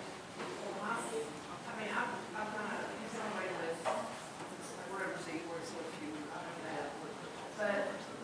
We don't have to do this, but we're going to we don't have Medicaid. I mean, I don't even know if it's Medicaid eligible, because I don't even know what to do, because we've got private insurance, and somebody, you know, somebody told me, well, if I call the number, your husband makes you money. But my son doesn't make money, going back to my 3-year-old, my 5-year-old doesn't make money. What do I do? I mean, so the insurance is flat out denied the ADA therapy. Limits are others, so how do I get on Medicaid? I mean,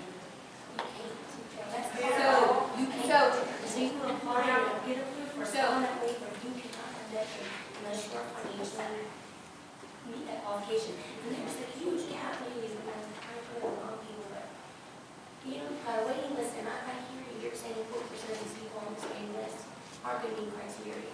That means 60% of that 4,800 how many people, those individuals, 73% of those are kiddos, are going to meet criteria for nursing level care. You've got their parents here, the private insurance that will not pay for the therapies that are, we know these are the therapies that will work. And if they have self-funded insurance, you won't get speech therapy. You won't get OT. You won't get nothing. You will get nothing. So, and yet, the therapy that's recommended, let's say, for example, you might be married to a civil engineer. And the amount of money that you were told that if you did not pay taxes, if you did not pay health insurance, would still not cover a single month's worth of therapy for one child.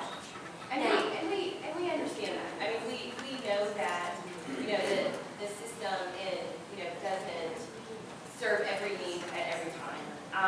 And we recognize that. But in the meantime, you know, and obviously what Leslie and I take care of is, you know, programs that are state and federal funded.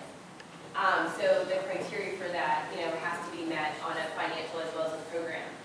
And where, you know, that gap is when individuals have private insurance, you know, and they're not able to cover that. What are your options?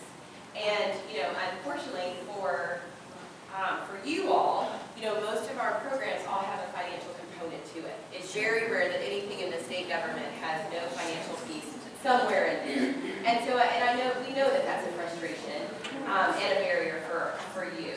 But in regard, going back to your question, so just because she was asking, I don't want to leave her question and tell her, but in the meantime, what your concern was, you're on the waiting list. Well, basically, what I want to know is, if we're not Medicaid eligible, they told us, because our show here, they were not denied because we're not Medicaid eligible?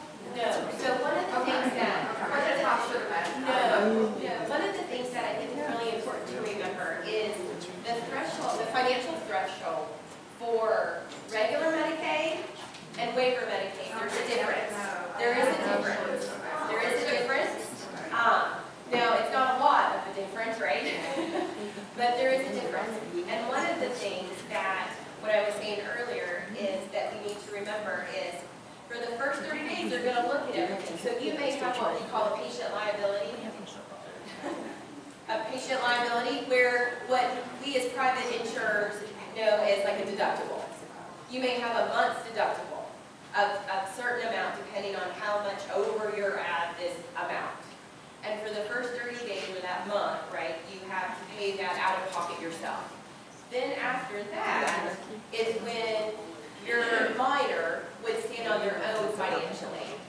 So they do look at things up front.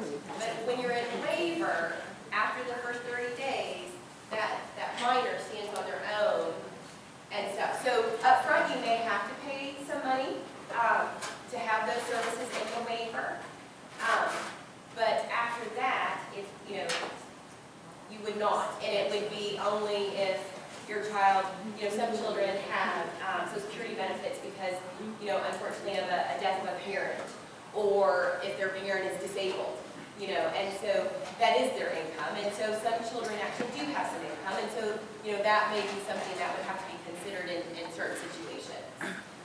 Well, So did that help you answer your question? Yeah, I've never heard of regular versus waiver Medicaid. It's Medicaid, but they look at a different dollar amount. Is that fair to say? Is that how you would say? The Shell P is if you have to be dual eligible, you have to meet the level of care. So that's what the comp care system, they come out and they do the assessment.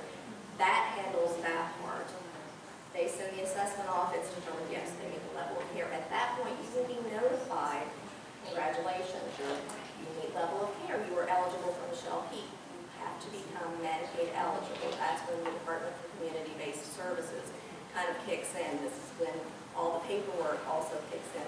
As far as having the liability, that oftentimes happens, especially in supports for community living, so let's not even worry about that. As far as Michelle P, by the time you get your Medicaid eligibility, the services don't start until then. So very, very rarely, I think maybe in the 5 years that we've been doing it, I've maybe seen 3 times where the family had to pay anything, just because one of the things for getting a prior authorization for those Michelle P services is you have to have Medicaid.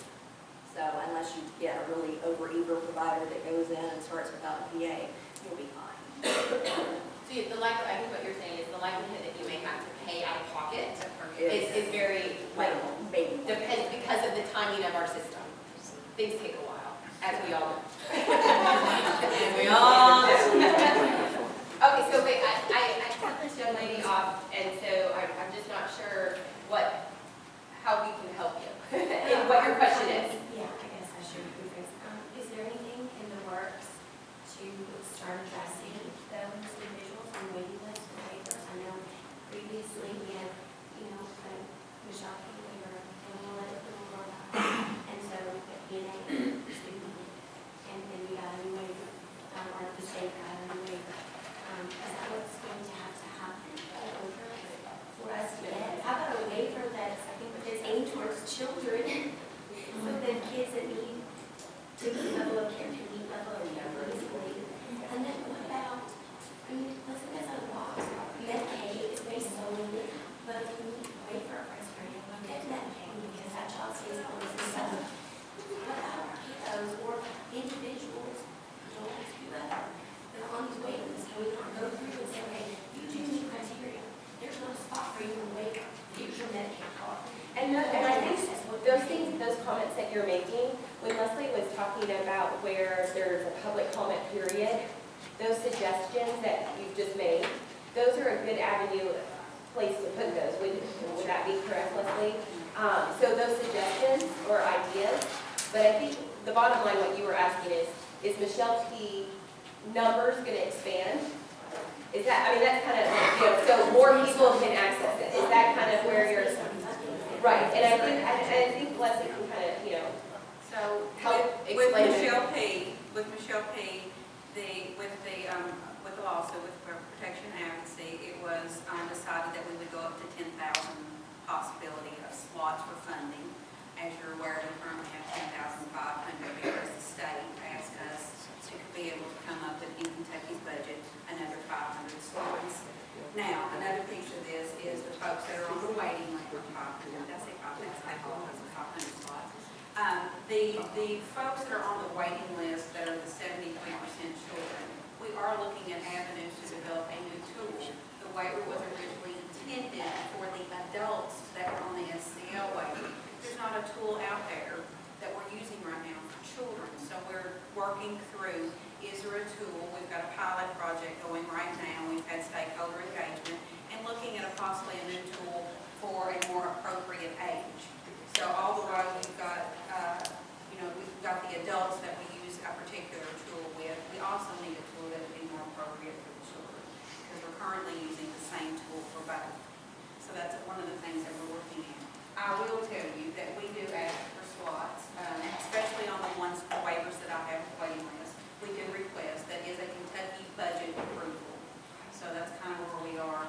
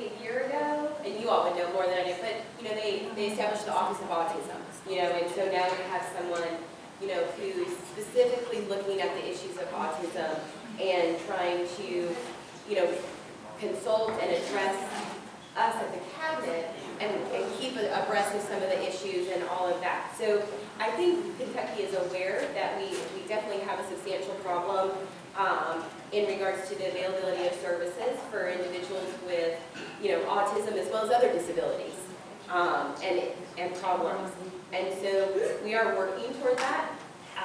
So I don't want anyone to walk away and say that, we know it's a problem, oh well, because that, Leslie and I spend all of our time, honestly, in meetings discussing how to solve all of the issues.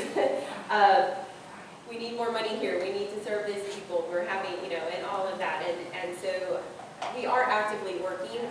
The results, as you know, with anything are slow and coming, and it always, unfortunately, also boils down to funding and money. And stuff. I think your suggestions that you talked about, we have avenues that Leslie talked about, the public comment period. I think talking with Amy Puckett-Cooper and problem solving with her, because, honestly, when I was asked to, when Leslie and I were asked to come here, I didn't know that you all had a group here in the Bluegrass. I wasn't, aware of that. So, the groups and the advocacy groups are growing. We're the oldest autism groups in the state. I also verify that my background is not. We are the oldest autism group in the state. So now I'm going to get a bumper sticker from her on that, right? Or a T-shirt. We will get that T-shirt in the mail. So, but I apologize. But I think that's one of the things that, just so you're aware, is we may not know everything that's going on in the local and the grassroots area, and I think that's why the state put, the Office of Autism in place. So there could be a collective person, a body that could give us the information and know what's going across the Commonwealth. Because I think even today, she's in E-Town, she's at some other training that Leslie and I knew about. So, I think we're doing that. You had a question, sir. Yeah, this is just a little bit off topic from Michelle P., but something this lady here said earlier about the insurance not paying for it. Isn't there Kentucky legislation requiring insurance to pay for autism? There is. They're private pay, they ignore our, Yeah, you they get a ignore self-funded Kentucky insurance law, program. unless we vote for You're not federal touched. fee.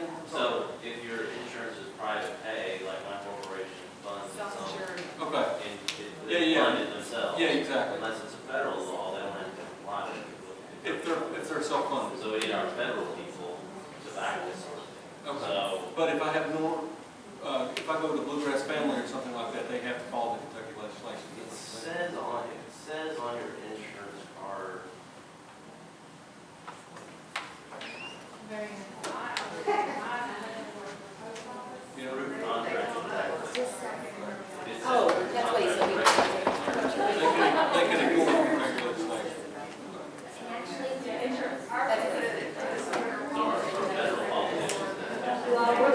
Well, I'm going to step in here and join with me to thank these ladies for being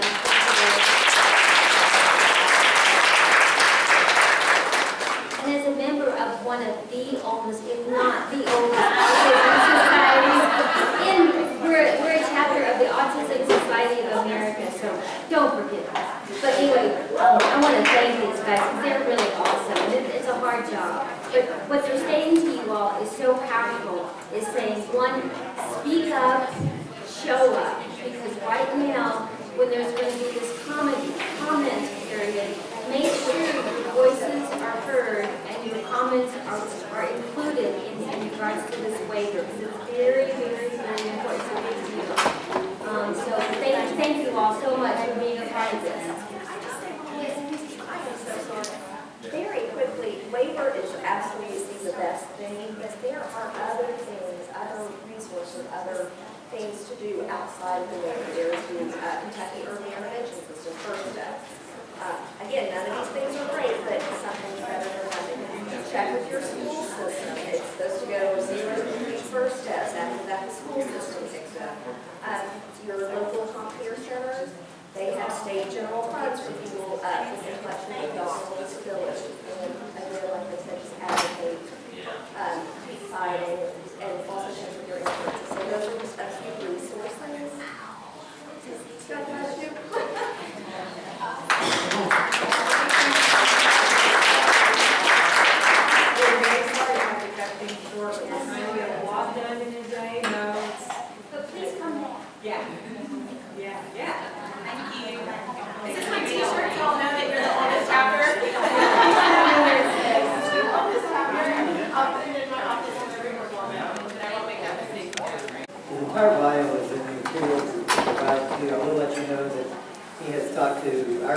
Autism Society of Bluegrass, the oldest Autism Society I think in Kentucky, and on a couple occasions, and very entertaining. I think probably the most unique speaker you're going to hear today.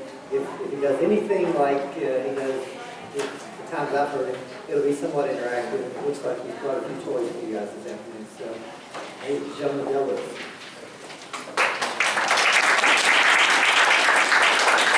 It's good to see everybody. Can we stand up for a minute? Give me about 2 minutes. Stretch, say hello, give a drink. 2 minutes. It's good. I'm Dale Lewis. I'm a music therapist. I love what I do. It is to me the greatest privilege in the world to be a music therapist and to use music to help people at their points of need. What's music if you can't have fun? Huh? We've got some volunteers who have various shaker instruments. All right, band, are you ready? Here we go. I didn't bring my strap. Sure. Just start.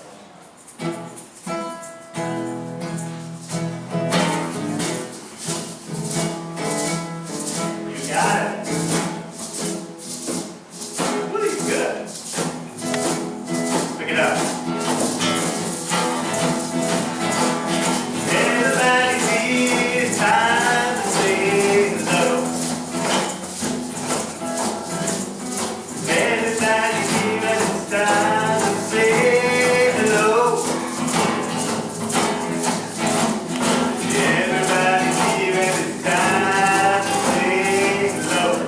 Oh yeah, yeah, well, we're here with the Bluegrass on such a nice day. Gonna win the championship next year anyway. Oh yeah. Yeah, we're still getting over, but that's okay. This next year. I'm so glad you came to be here today. I'm glad you're here today. Sharing a little music. Well, that's okay. Oh, yeah. Oh, it's the ending. Check it out.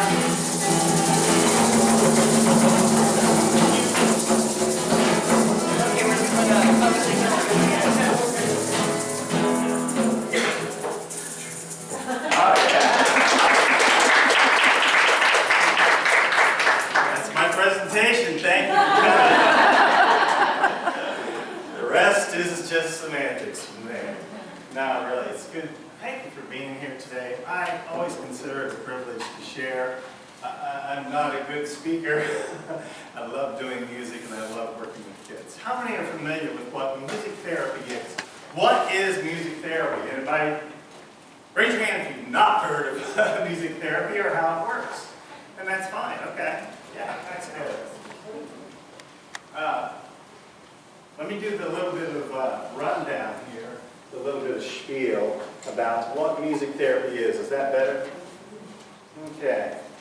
Music therapy, the American Music Therapy Association defines it as a therapy as established healthcare profession that uses music to address multiple needs of all ages.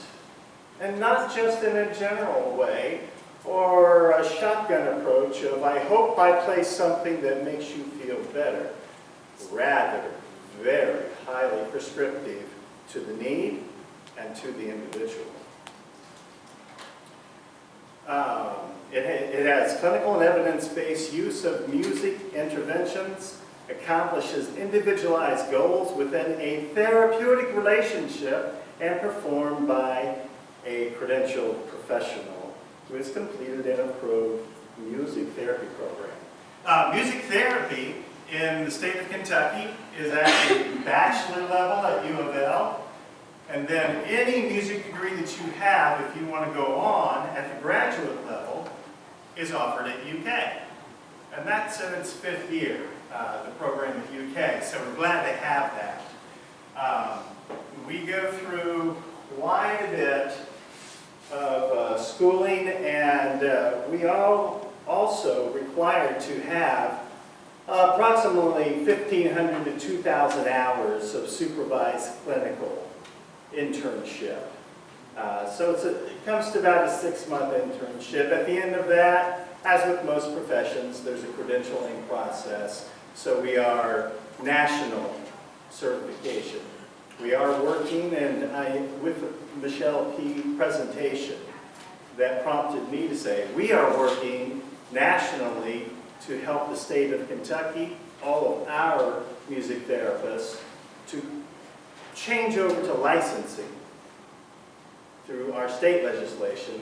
That would open up more private pay or more insurance options for music therapy if it's not in the school. Okay, so we work just like most therapies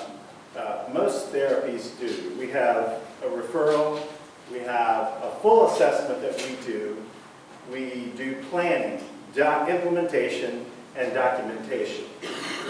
We work in a variety of different places: schools, psychiatric facilities, youth centers, hospitals, nursing homes, private practice, hospice, intermediate care centers, and adult day centers. Primarily, I hate being locked to here, so if you let me know if I'm not speaking loud enough when I move away.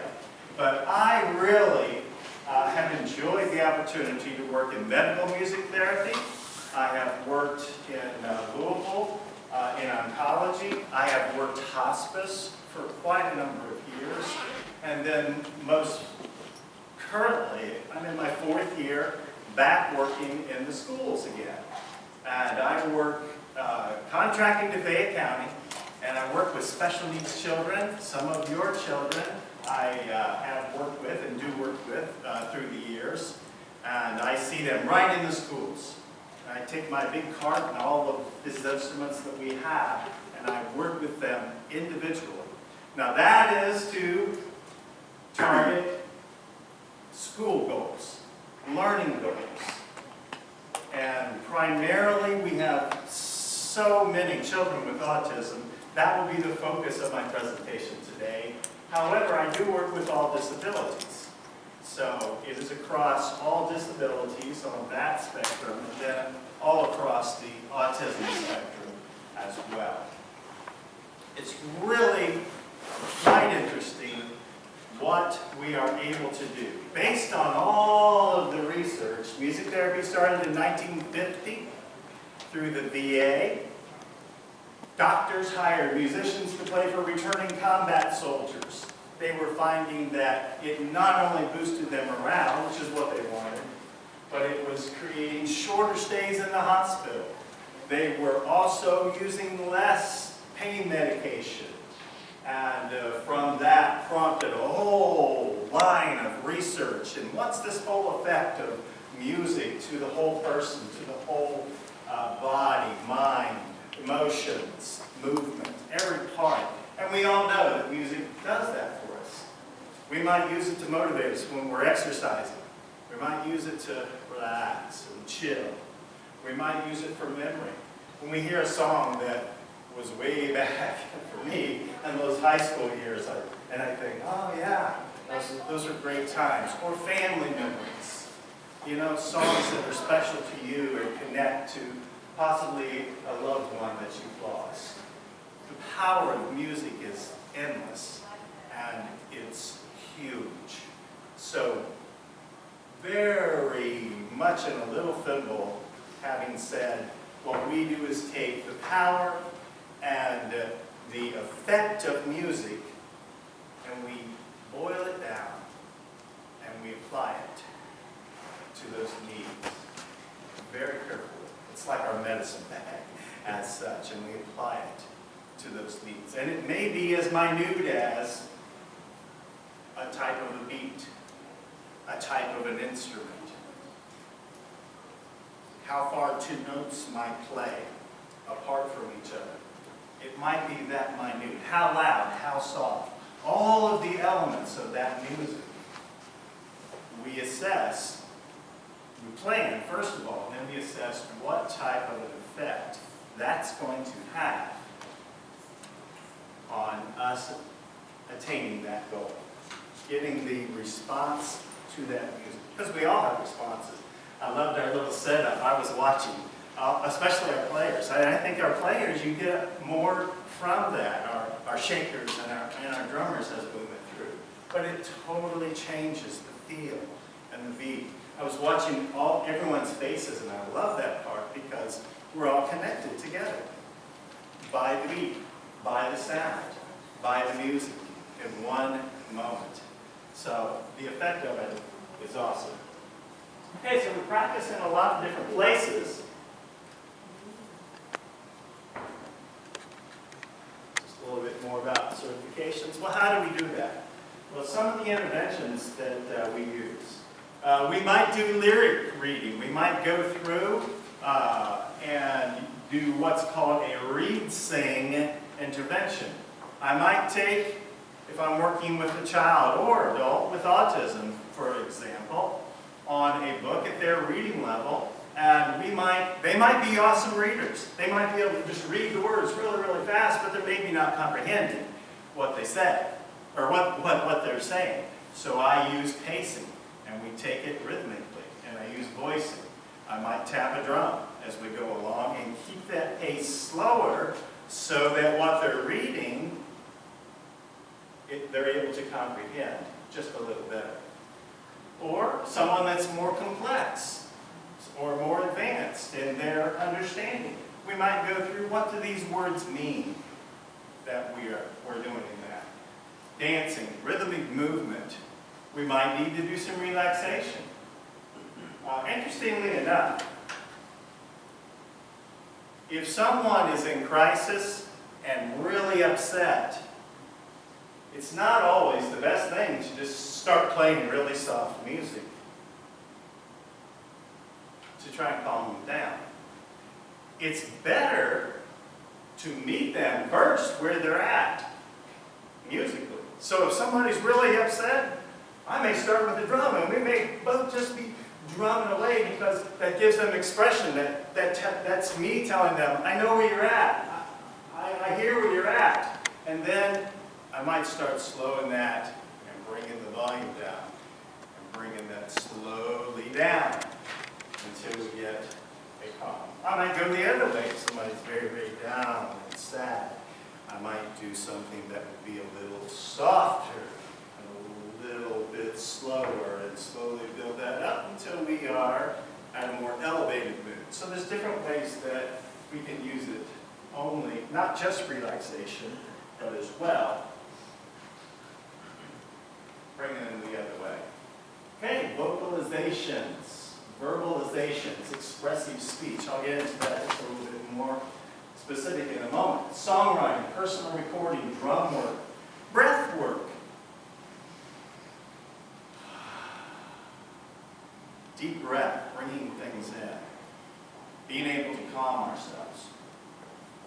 Making music choices, instrumental, play. I brought just kind of a little assortment of some instruments, and I'd like to go over those a little more specifically because they have some things that you're able to do at home. And I'll end with some music things that you might be able to use at home.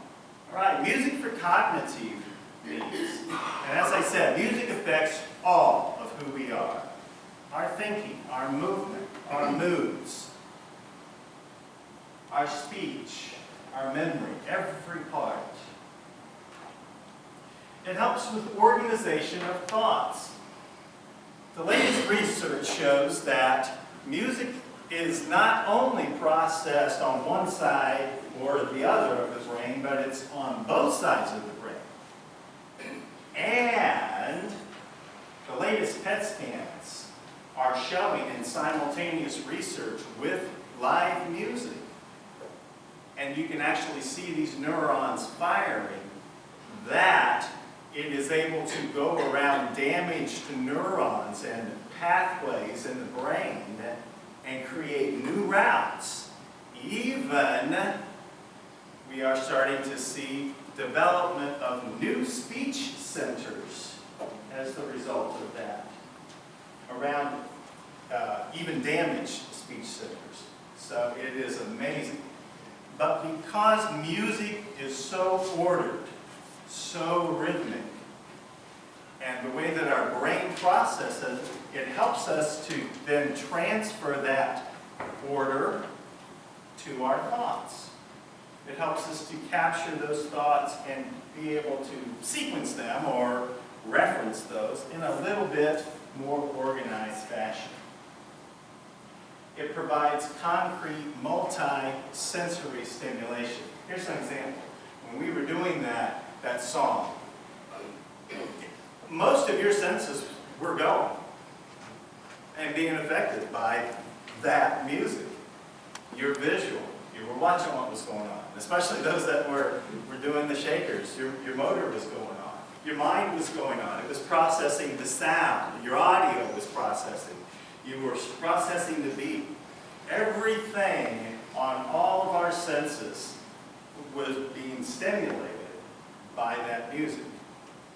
Now, it's less stimulated when I'm just up here speaking than I'm up here doing music. And so I don't want to stay on this a long, long time. Music for emotional regulation. Sometimes, and I don't say this as an indictment at all, but I think it can be true. And I've seen examples of it, not that I would cite those, but I feel that sometimes for our communities that have disabilities, we maybe don't count strongly enough what their emotions are, or they might be feeling, because they're not able to express what they're feeling. But they do have isolation and feelings of being isolated, feelings of being different, feelings of being set aside. They have loneliness. They have depression, anxiety, fear, confusion. All the things we feel, they feel. And probably in larger doses than we do. And music can help so much to regulate that emotion. Here's an example. I work with a high schooler. I've had the privilege to work with him in the schools. He's a senior, high functioning, has autism, and I've worked with him for all 4 years. When he started as a freshman, anger. Oh my goodness. Anger. He was the unhappy baker. Smart kid. Really did great in academics. But anger. So, what do? He just couldn't express his anger in a positive way. He loves jazz. He loves to sing. We got him in chorus. Fast forward, his senior year, he made all-state choir. He's head of his choir section leader. Loves jazz, is learning to play jazz, wants to go to college to major in music, and has learned through writing songs, expressing his anger, and finding creative ways to say it, sing it, play it, has been able to overcome anger. Just one small example. I can take every one of the emotions and keep you the rest of the day with examples. It's just amazing. Music for communication, expression. That's verbalization. That's vocalization. Talking and making sounds. Okay? Difference between those two. And that's okay. Some of my kids do not verbalize. That's one of the goals we have. Just getting them to be able to verbalize. Some don't even vocalize. And we're just trying to get them to vocalize. music can prompt that. I have permission from Courtney to share this story because I would never violate HIPAA, ever. But I work with Courtney's son, Thatcher, in the schools. I go by Joe. Joe, yeah. And we have worked, this is my 3rd year working with Thatcher in the schools. I have never heard Thatcher. That's my hello song that we did. But we always bookend and end with a goodbye song. Every session. He's heard it for 3 years. He's never even said goodbye. Just within the last 3 weeks, and so this is current, he has started playing keyboard with improvisations, kind of making things up as he plays, speaking random words. And then, during the goodbye song, he started singing, not just saying the words, but singing right on pitch every word to the goodbye song. I just wanted to cry. It was amazing. So we went from vocalizations to verbalizations. It's not that they don't hear you if they don't respond immediately. They do hear you. They do process it. But it takes time, sometimes more time, before they're able to start bridging over from vocalizations into more verbalized speech. We have receptive. And this is what I've been doing with Thatcher, giving him that receptive information. It's what I do with all of my students and clients. Read to them. Sing to them. You don't have to have a good voice. Doesn't matter. Take the time. They're listening. Do it. Take that time. Be with them. Receptive. Nonverbal. They don't have to say a word at all. If you got instruments at home, let them play them. My keyboard, it gets repaired every summer. It's coming apart. Screws are falling out. There's cracks. I don't care. I had a high schooler. We were sitting side by side. High schooler took my keyboard, slid it across the road, landed flat. You can get another one. You know what? That's all right.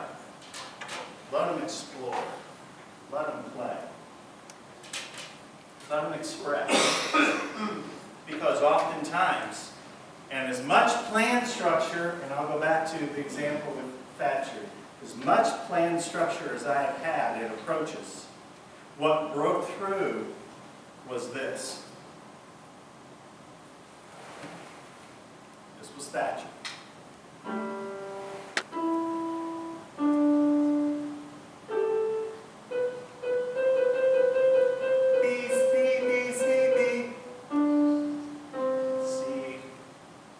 Singing the letters that he was singing and playing, letters that we had tried to get him to read and say for years. Started adding words to it. Piano, I like piano.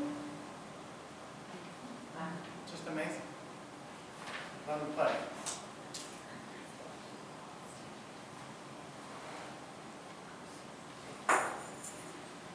Music for social skills and interaction. There's no greater way than with music to get eye contact going because it's not confrontational. You processing it, it's fun, and it's okay if I look at you when I'm playing an instrument. You don't even have to play it good. You don't even have to play it as music. If you just take a guitar and strum it, that's okay. It's fun.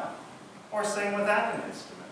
Eye contact, sharing, listening, asking about others' thoughts and feelings. All of that can be embedded.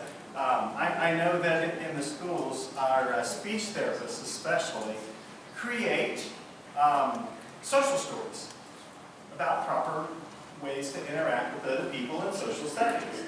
That's great. Put a little tune to it. Take Mary Had a Little Lamb. If you can't write a song, fine. Just take a child song that you knew growing up and put the words to it. That reinforces those social skills and interaction. Picture's worth 1,000 words. Behaviors. It addresses behaviors. It addresses just needing to put my face in the funnel because I want to see what it feels like and what it looks like in there. It involves sometimes self-interest.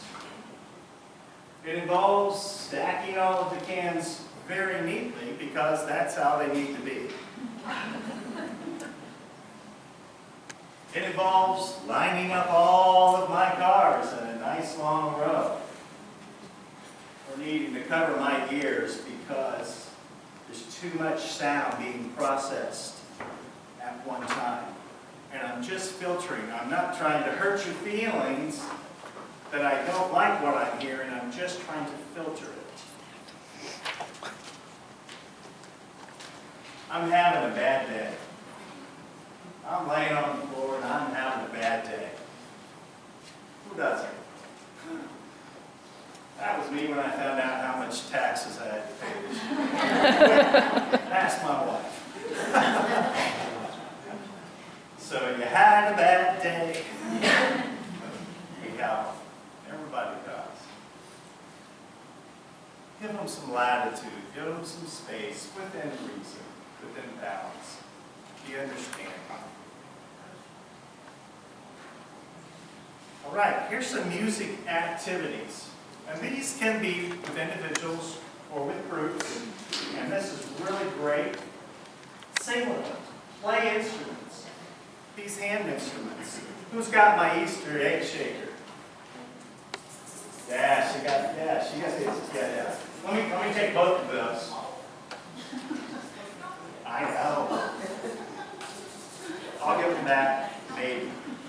Could I say something about that for just a second? We made those for Easter this year, Yes. and all of the kids that Thatcher knows that are typical loved them. Yeah, these are great. Okay? This is the West Music Prepared Egg Shakers. Expensive. These are the Easter egg version.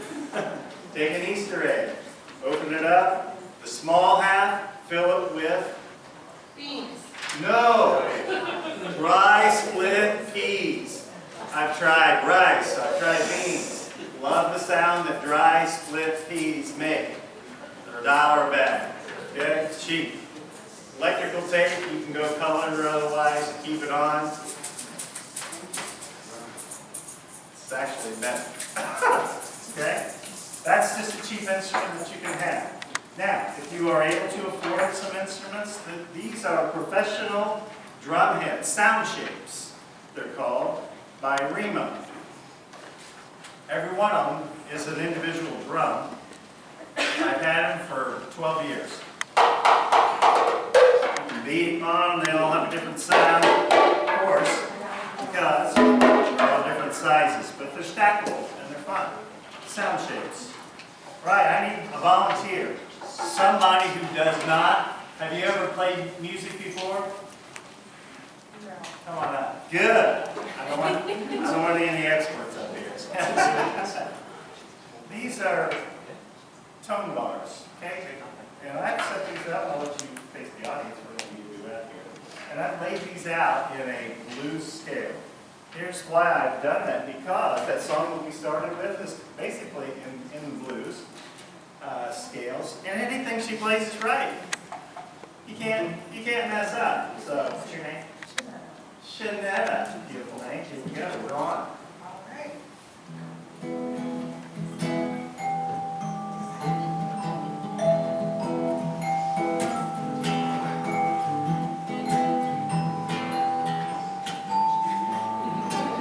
Is she good? She's great.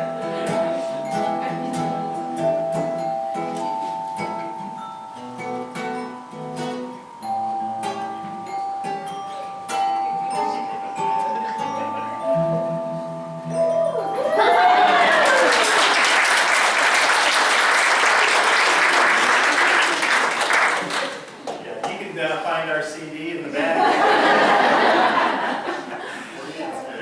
Thank you. Jeanette. Yes. Play music for them. Find the music they like. They'll help you find the music.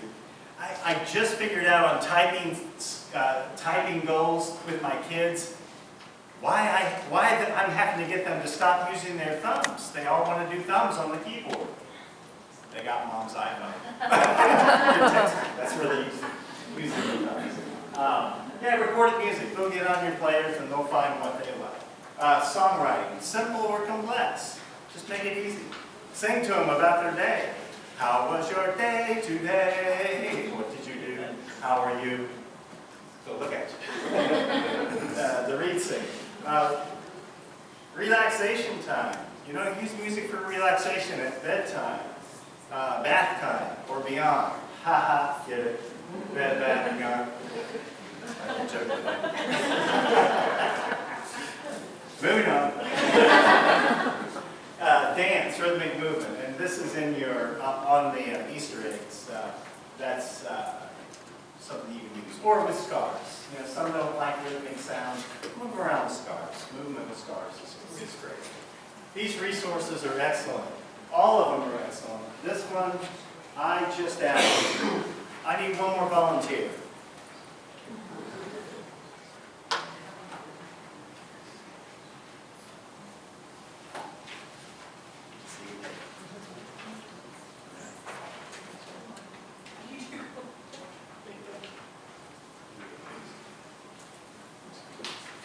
This music is awesome.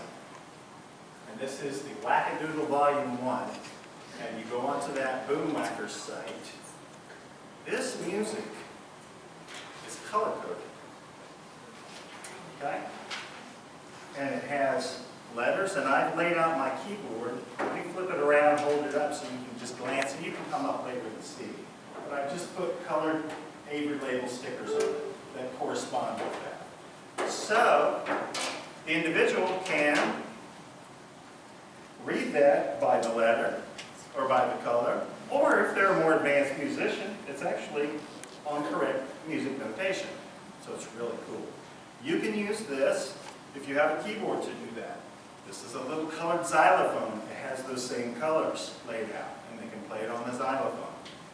I didn't bring my Boomwhackers in, but they are colored plastic tubes of different lengths. You can tap them, or take them out and hit them on your head, your knee, any hard surface, and make those sounds, and use this music. All right? Here we go. This one is, there's a hole in the bucket. Light them up. Here we go. So it's Yes, absolutely. You can get a music education degree from any college. Doesn't have to be in Kentucky. UK even. And then you can make application to the Graduate School of Music, the Music Therapy Department, and they will put you through all of your music therapy training that you need to become certified. So you could have a dual, and that's a smart thing to do. You could have a teacher's certification as such if you did music ed, and you could have a music therapy certification. Yeah. But it would be at the graduate level. If you were really sure that you wanted to do music therapy and you go the bachelor's route for just music therapy, you will get just a lot more involved training. You'll be a little more on the fast track, about a 2-year program at the graduate level. But yeah, absolutely. Yeah, you can stay close to home. Yeah. Yes? We basically play music throughout the night while our child is sleeping. He's a 3-year-old almost 4. And we started out doing lullaby kind of music for him. And all his DVDs or CDs and everything is pretty much destroyed already. So, and our CD player. So we're pretty much just using the radio. He's on classic rock at night now. Is that recommended or not recommended? It seems to work, but I was just trying to, what's the thought on playing music during the night, for children? I mean, you probably know. Recommended, not recommended? Could complete silence. This is so individualized, okay? It's so individualized. The type of music, and all of our research shows that individual preferred music is the most effective. And that's just kind of a no-brainer, of course. Yeah, even for us. Monitor the responses for different types of music. Monitor the responses, if you can, maybe for a night, at different times go in and view the body and the face in the resting position, okay? And this is what I would do in my hospice work. And I would do music therapy for people that were even in comatose state before. And I had even doctor's orders to go in and to bring heart rates down in ICU without ever wakening them. So they are processing the music even in a sleep state. But look for furrowed brows, look for tightness of body. That would be an indicator to you that this is creating tension. If you're looking for relax, doesn't matter what the genre is. Some people can relax to rock and roll, some people can't. Some people, it just sends them to listen to quiet heart music, all right? So throw all of that out, see what works for them, and judge by the reactions you see. Would you recommend or not recommend playing music throughout the night? In general, if they're sleeping well enough, I would say no.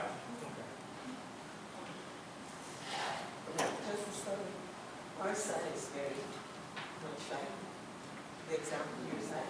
He liked noise. Yeah, so like our father son. So if he could control what the music was when he played, he was okay. Is he likes to hear the washing machine or the dryer making the sound. So we were there every night at 10:30 with music from washing, he washes his clothes. Right? And that switches off when he falls asleep, so that's great. Sure, absolutely, and that's a great example. That is a great example. Think of us, you know, we're not any different. Some of us can't go to sleep unless the TV and the radio and something else is going. And light is coming into the room. Some of us have to have total darkness and total quiet. It's all individual. Yeah, and the types of sounds that we like. Rhythmic sounds or melodic sounds, it's all different. Yeah, just explore with us. Try different things. Okay? I don't want to take too much more time. Anything else? Any other questions? Thank you very much. Oh, I'm sorry. One more thing. I was just going to ask how to get music therapy on an IEP. Oh, no, never ever. No, baby. I'll give you the quick answer. Yeah. Fayette County? Okay. Contact your achievement compliance coach for the school, your facilitator. Can I say something about that? Yes. All we had to do was ask for it. Yeah, you can. I just had to ask the school. You can request a music therapy assessment. All music therapy assessments for Fayette County are done by Austin Robinson, and he's great. He's master of music therapy now. He was one of my interns 3 years ago. Great individual, but he will do the assessment independently. And there's criteria with it as well from Fayette County's standpoint. So it's not just if you ask, it happens. We asked and we got the assessment. Sorry, I should have specified that. Yeah. And there are 4 different music therapists, myself included, and we service Fayette County, all individually. And one of us most likely will cover that school, either already cover that school, or if they're assessed, will pick that school. Then, if they, after the assessment, are determined eligible for music therapy services, it goes to your ARC meeting, and the whole ARC team will then decide if music therapy would be added to the IEP. Once it's in the IEP, then the practicing music therapist would begin to schedule weekly sessions with that individual student. And that's all ages. That's the first through 12 in all schools. Okay.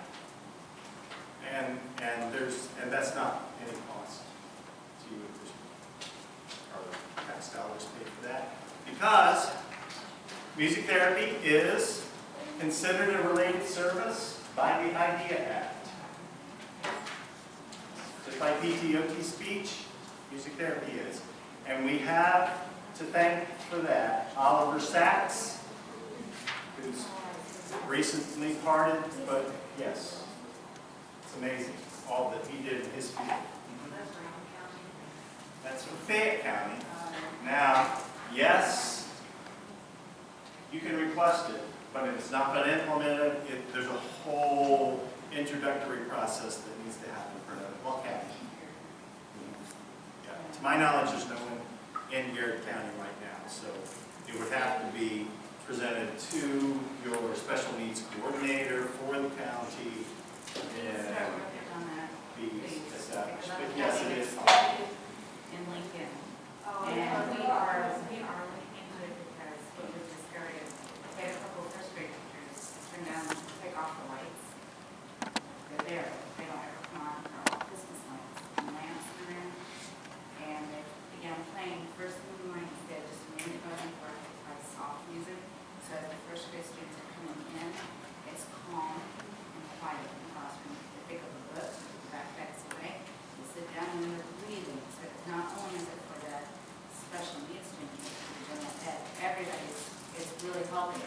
It's calming everybody, don't have lots of tears, all the acceptance going on. It's an amazing thing to see and to watch all these little people who are really nervous about the classroom, all the transitions, the music, and the writing. It's very big. I'm trying to, I don't know, maybe I'm trying to get it.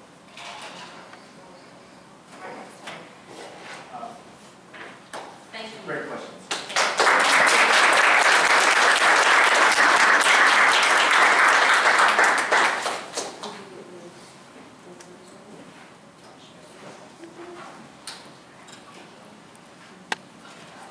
Next up, we have Abigail Love. Abby Love graduated from Eastern Kentucky University with a bachelor's degree in deaf education, elementary education, and special education. Since graduation, she has worked in Australia as a special education teacher, specializing in teaching students with challenging behaviors and autism spectrum disorder. Currently, she is completing graduate school at the University of Kentucky with a goal of improving teacher practice of disability populations. At UK, she is a member of the P20 Motivation and Learning Lab and has been an instructor of record training, pre-service elementary teachers, and best practice. She also works as a respite provider, consultant, and caregiver for families with children with ASD in the Lexington community. And she's going to go from 2 to around 2:20, and then we're going to take a break for some snacks, and then we'll pick up with our next speaker, just to let you all know where we're at on our schedule. We're running a little bit different, so just let you know.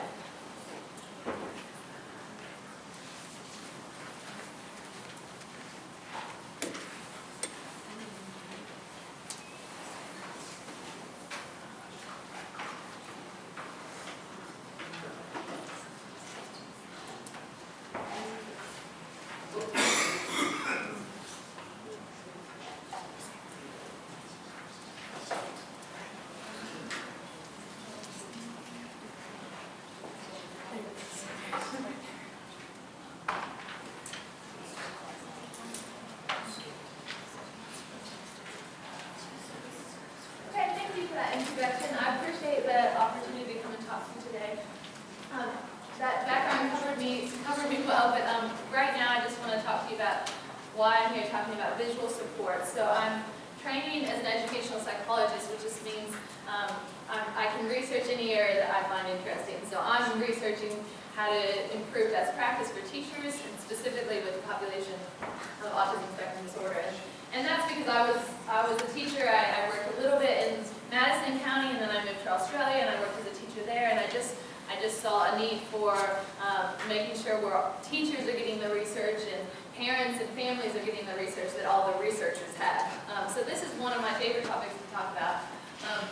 I've got a picture. Let's see if it'll click here. It's not working at the moment. You just click left or right. Yeah, I am. can click on here. There we go, I'll click on here, that's okay. I've got a picture on here as well of my brother. This is my 17-year-old brother. He has autism, and he chose this picture. I asked him what picture I could show him in. But I've used visual supports with him since he was a little guy and just found so much success with it, kind of on that one-on-one level, and then I brought it to my classroom, and so I'm really grateful to be able to talk to you about this today. So we're going to do the quick version, but on the handout that I gave everybody, there's my email, and I'm very happy to answer more individualized questions or talk to you kind of more one-on-one if you have questions after this, because this will be a short version of what I could talk about for a long time.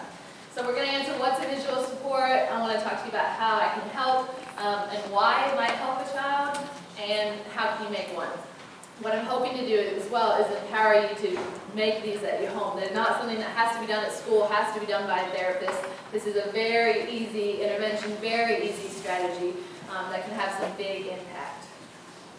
I just wanted to make a note that sometimes you might, I'm calling them visual supports, you might hear also visual strategies, you might hear visual cues, you might hear just the term visuals. Those all mean the same thing. So if you hear a teacher using that lingo, that all means the same thing.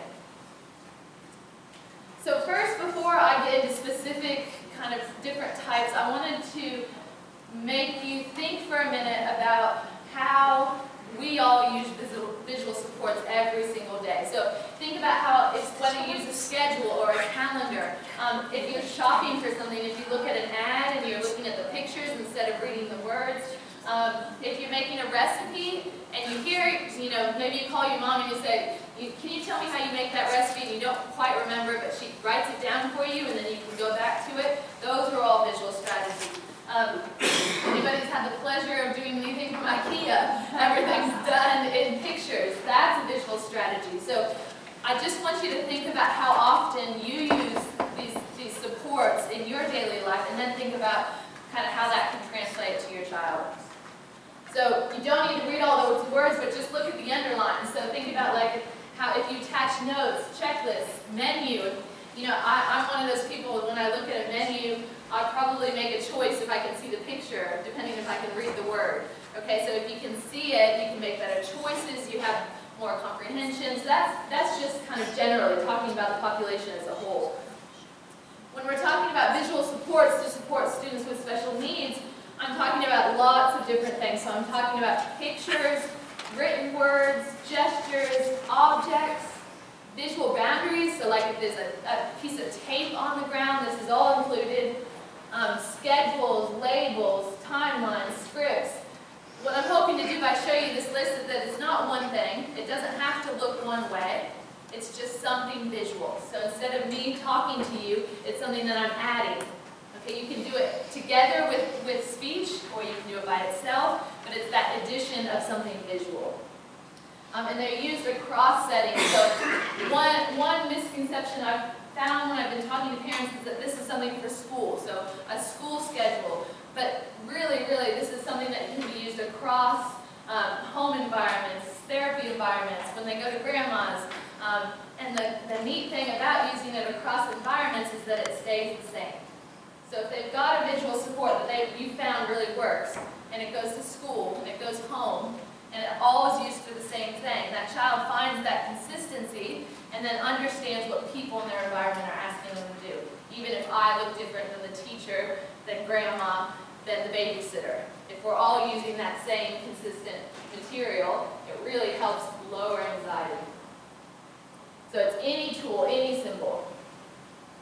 I just want to talk really briefly about why it can help and kind of what the research says. But again, if you're interested in hearing more about the research or hearing more about what we found, I'm happy to email you afterwards. But we found that students with ASD have a strength in visual learning. So this is when we've been mapping the brain and mapping the difference between auditory, so me talking, versus visual. We found that visual learning is a strength for these kids. Okay, and so one of the things we want to do is play on strengths. We want to look at what they can do well, and we found that it's visual learning is one of those things that they can do well. So it's a strength. We found that tasks are completed more independently. So things that you might find that you're helping your child with one-on-one all the time, every day, A visual support can help that child reach that level of independence that you maybe didn't get before. It can help routines happen more rapidly, so things that you find you're dragging through, maybe dressing, maybe toileting, maybe eating, those things that you can't get through without kind of long delays in between. That's because we're having trouble with that sequence about what's next. So visual support can help you with that. It's been shown to lower levels of anxiety, levels of frustration, aggression, all those things have been shown to be decreased when I add a visual support. And it also shows a better adjustment to change. So once I introduce visual supports in a child's life, I can then introduce some type of visual that lets them know change is coming. And we know change is one of the trickiest things for kids with ASD. So if I can give them some sort of support, something to lean on when that change is coming, then I'm supporting them, I'm lowering their anxiety, lowering their frustration. And the last thing, just up in this box, when we present things visually, we allow it to stick around a little longer. Okay, so if I wanted to tell you 4 instructions, it doesn't matter what these 4 instructions were, and I went through each one, and then I put it down, you would have had to remember that. But if I kept it up here, they can access that again and again. Okay, we find that processing time is sometimes a little slower with our kids with ASD. So if they're on the first step and I'm on the last one and I've already asked them what to do, then I can't expect them to do all the steps. But if I leave these around, then it can be accessed again and again. Okay, so it's a lasting, it's something that you can reference again and again and come back to. So those are sort of the reasons why it works. So now I want to talk to you about what it can look like. So I gave you that big list of, it can be a recipe, it can be a checklist, it can be an image. So I just want to talk through some of these different ones, and then I'll just show you a few that I brought today. So labeling is a visual support. So instead of asking that child to remember what's in each drawer, just putting a picture. This one has a picture and a word. If your child's a strong reader, it can just have a word. If you want to use both, you need to individualize it, so you need to try different things. Sometimes having that picture that doesn't look like their underwear is not good enough. Sometimes you want to take a picture of the underwear and have that be the picture. So you sort of want to see what works for your child. So those are labels. Up top I have an object one. Sometimes one dimension isn't good enough, just having something flat that says what to do. Sometimes you actually want to have the physical object. So if I want to tell a child it's time to eat, instead of just saying eat or showing a picture of a spoon, I'll actually hand them a spoon. It's the same spoon every time, and that's a prompt, that's a visual support, that's a cue to say it's time to eat. Okay, and it takes a little while to teach. It's not something that immediately I can show it to you and expect you to understand, but every time if I showed you the same spoon and then walked you over to the table and gave you something to eat, you would start to understand, and I could use that same spoon across the environments. So that consistency can be built depending on whoever you're talking to. Down here I've got one of the most basic forms, and I saw there was a table out there that had some of these laminated, so grab one if you didn't get it. They're called a first then, and I've got it in my packet too. This is one of the most basic forms of a visual support. First, something they might not want to do. Then, something they want to do. So that can be computer or recess or whatever it is that gets your child excited. You put that first here, they still can see that that's coming, and then you can help them to work through this step that they might not want to do. So that could be bathroom followed by a snack, reading a book followed by getting to watch some TV. And these are great because they can be nicely done on the computer like this, or they can just you can have a whiteboard and you could write computer, then TV. It doesn't have to be this pretty thing that takes a long time to make. It can just be something simple. If your child can read, it can be written. I draw pictures all the time. Every time I go to a child's house, I have a whiteboard, and I'm just drawing a computer if I don't have a picture of it. So don't hear me that it has to be this pretty, I made it on a computer, I printed it out, I laminated it. That's great if you find something that works, but it also can be spur of the moment. So I just want to talk through a few myths that you might have heard or that you could hear and just help you to understand kind of what is true and what's not. So the first one is a visual support cannot include any words. So visual supports can only include words if you want them to. So it's, again, just assess where your child's at. If they can read, If reading in clear black and white words is good for your child, then that's where you want to start. If pictures is where you want to start, that's okay too. So they can include words. This says that they're only for individuals with disabilities, and I like to bring us back to this, and I like for you to think about, maybe you've got a planner or a schedule or a calendar. So what if I told you today you can't have that schedule or planner? You know, would you know where to go? Would you come today if I took that planner away from you? No, okay? We've got these supports in our life, and so I want you to think about how those things support you, and then how maybe you can do that for your child as well. They're not only used for young children, so this is something that spans the ages. Okay, it's not something that I would introduce for an 8-year-old and I'd say to that parent, maybe you should back off as they're getting older. Okay, this is something that spans the ages. We use visual supports in workplaces a lot. Okay, to help an adult that wants to work somewhere know what steps they're supposed to be doing, so they don't have to memorize it and keep it here. So that it really spans that age. This is an important one. Once an individual uses a visual support, it should be faded. That word faded means taken away. And that goes back to what I just talked to you about. Like if I came and said, I'm going to take your calendar. Okay, we don't want to do that. Visual supports, once we find they're working, we leave them in the environment.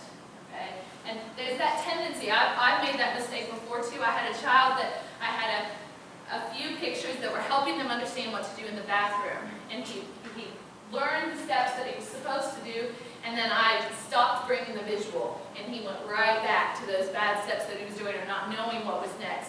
So we made sure there was always that support in the environment. So it does not have to be faded. We do not have to take this away.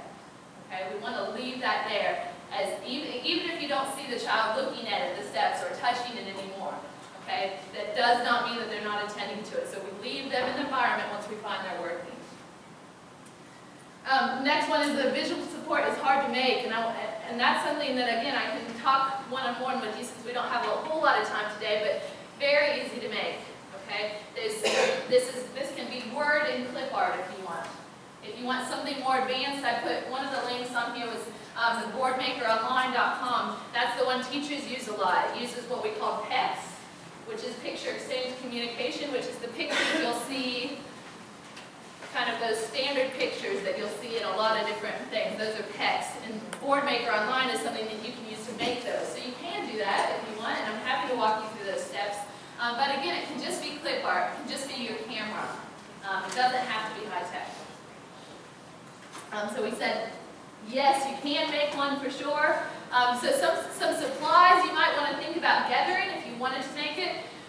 We say Velcro because Velcro is really good for understanding that you've moved through a task. So like this one, it's got the different tasks, and I might have the check marks up on it, and when I move through it, I pull those pieces off and move it down.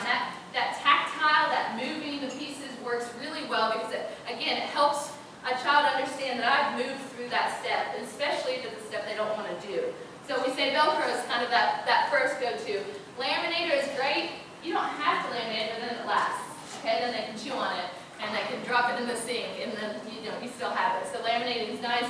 I use, like I said, for that on-the-go visual support, I use a small whiteboard. I just have it with me at all times, so you can just write down. And on a whiteboard, I won't probably write a list of 10 things, but I'll do 2 things. Right now we're at the grocery store, then we're going home. Right now at the grocery store, then we have a snack, and I just try to do my same, like clear writing every time, or that same sort of picture.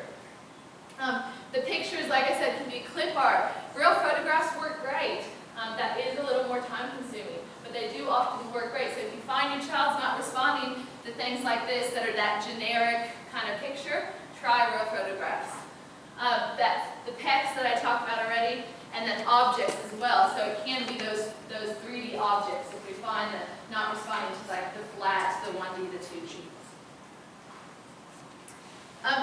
These are just a few of the apps that are out there now. There's some awesome applications that you can use if you have a child that responds well to technology.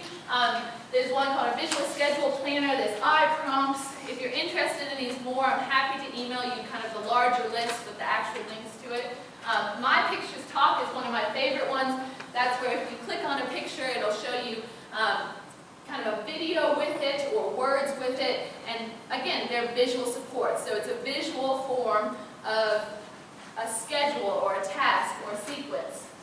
There's a first then schedule like we saw before, so there's lots of apps. Those are just a few, but again, I am happy to provide you with more of a list if you need more of a list. So I've got a question time, and I think in a minute you're going to go to a break. So if you've got individual questions, I can do that. But I just want to show you a few that I brought today, just to conceptualize, and then I'll follow you for questions. Okay? So I said at one point, movable parts are really good. So like this one has 3 steps. Doesn't matter what the steps are, and there's an arrow to show where that child is.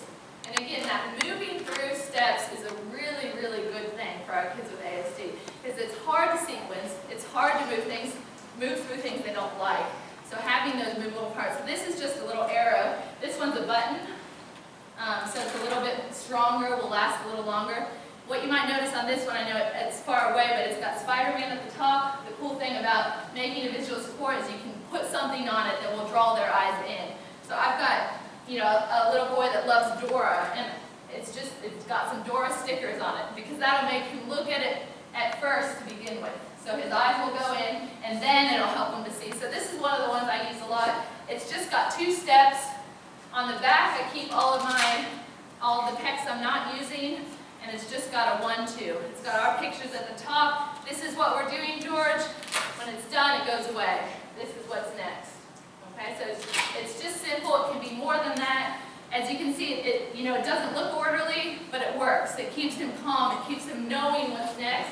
And anytime I see his anxiety rising, I'll just hold this up and point to where we are, just to remind what those steps are. So I've got a few more up here, and I think while you have your break, you can come up and kind of look through. But are there any major questions I can answer right now? Did you have a question? I was just going to ask you to go back to the previous slide. Yes.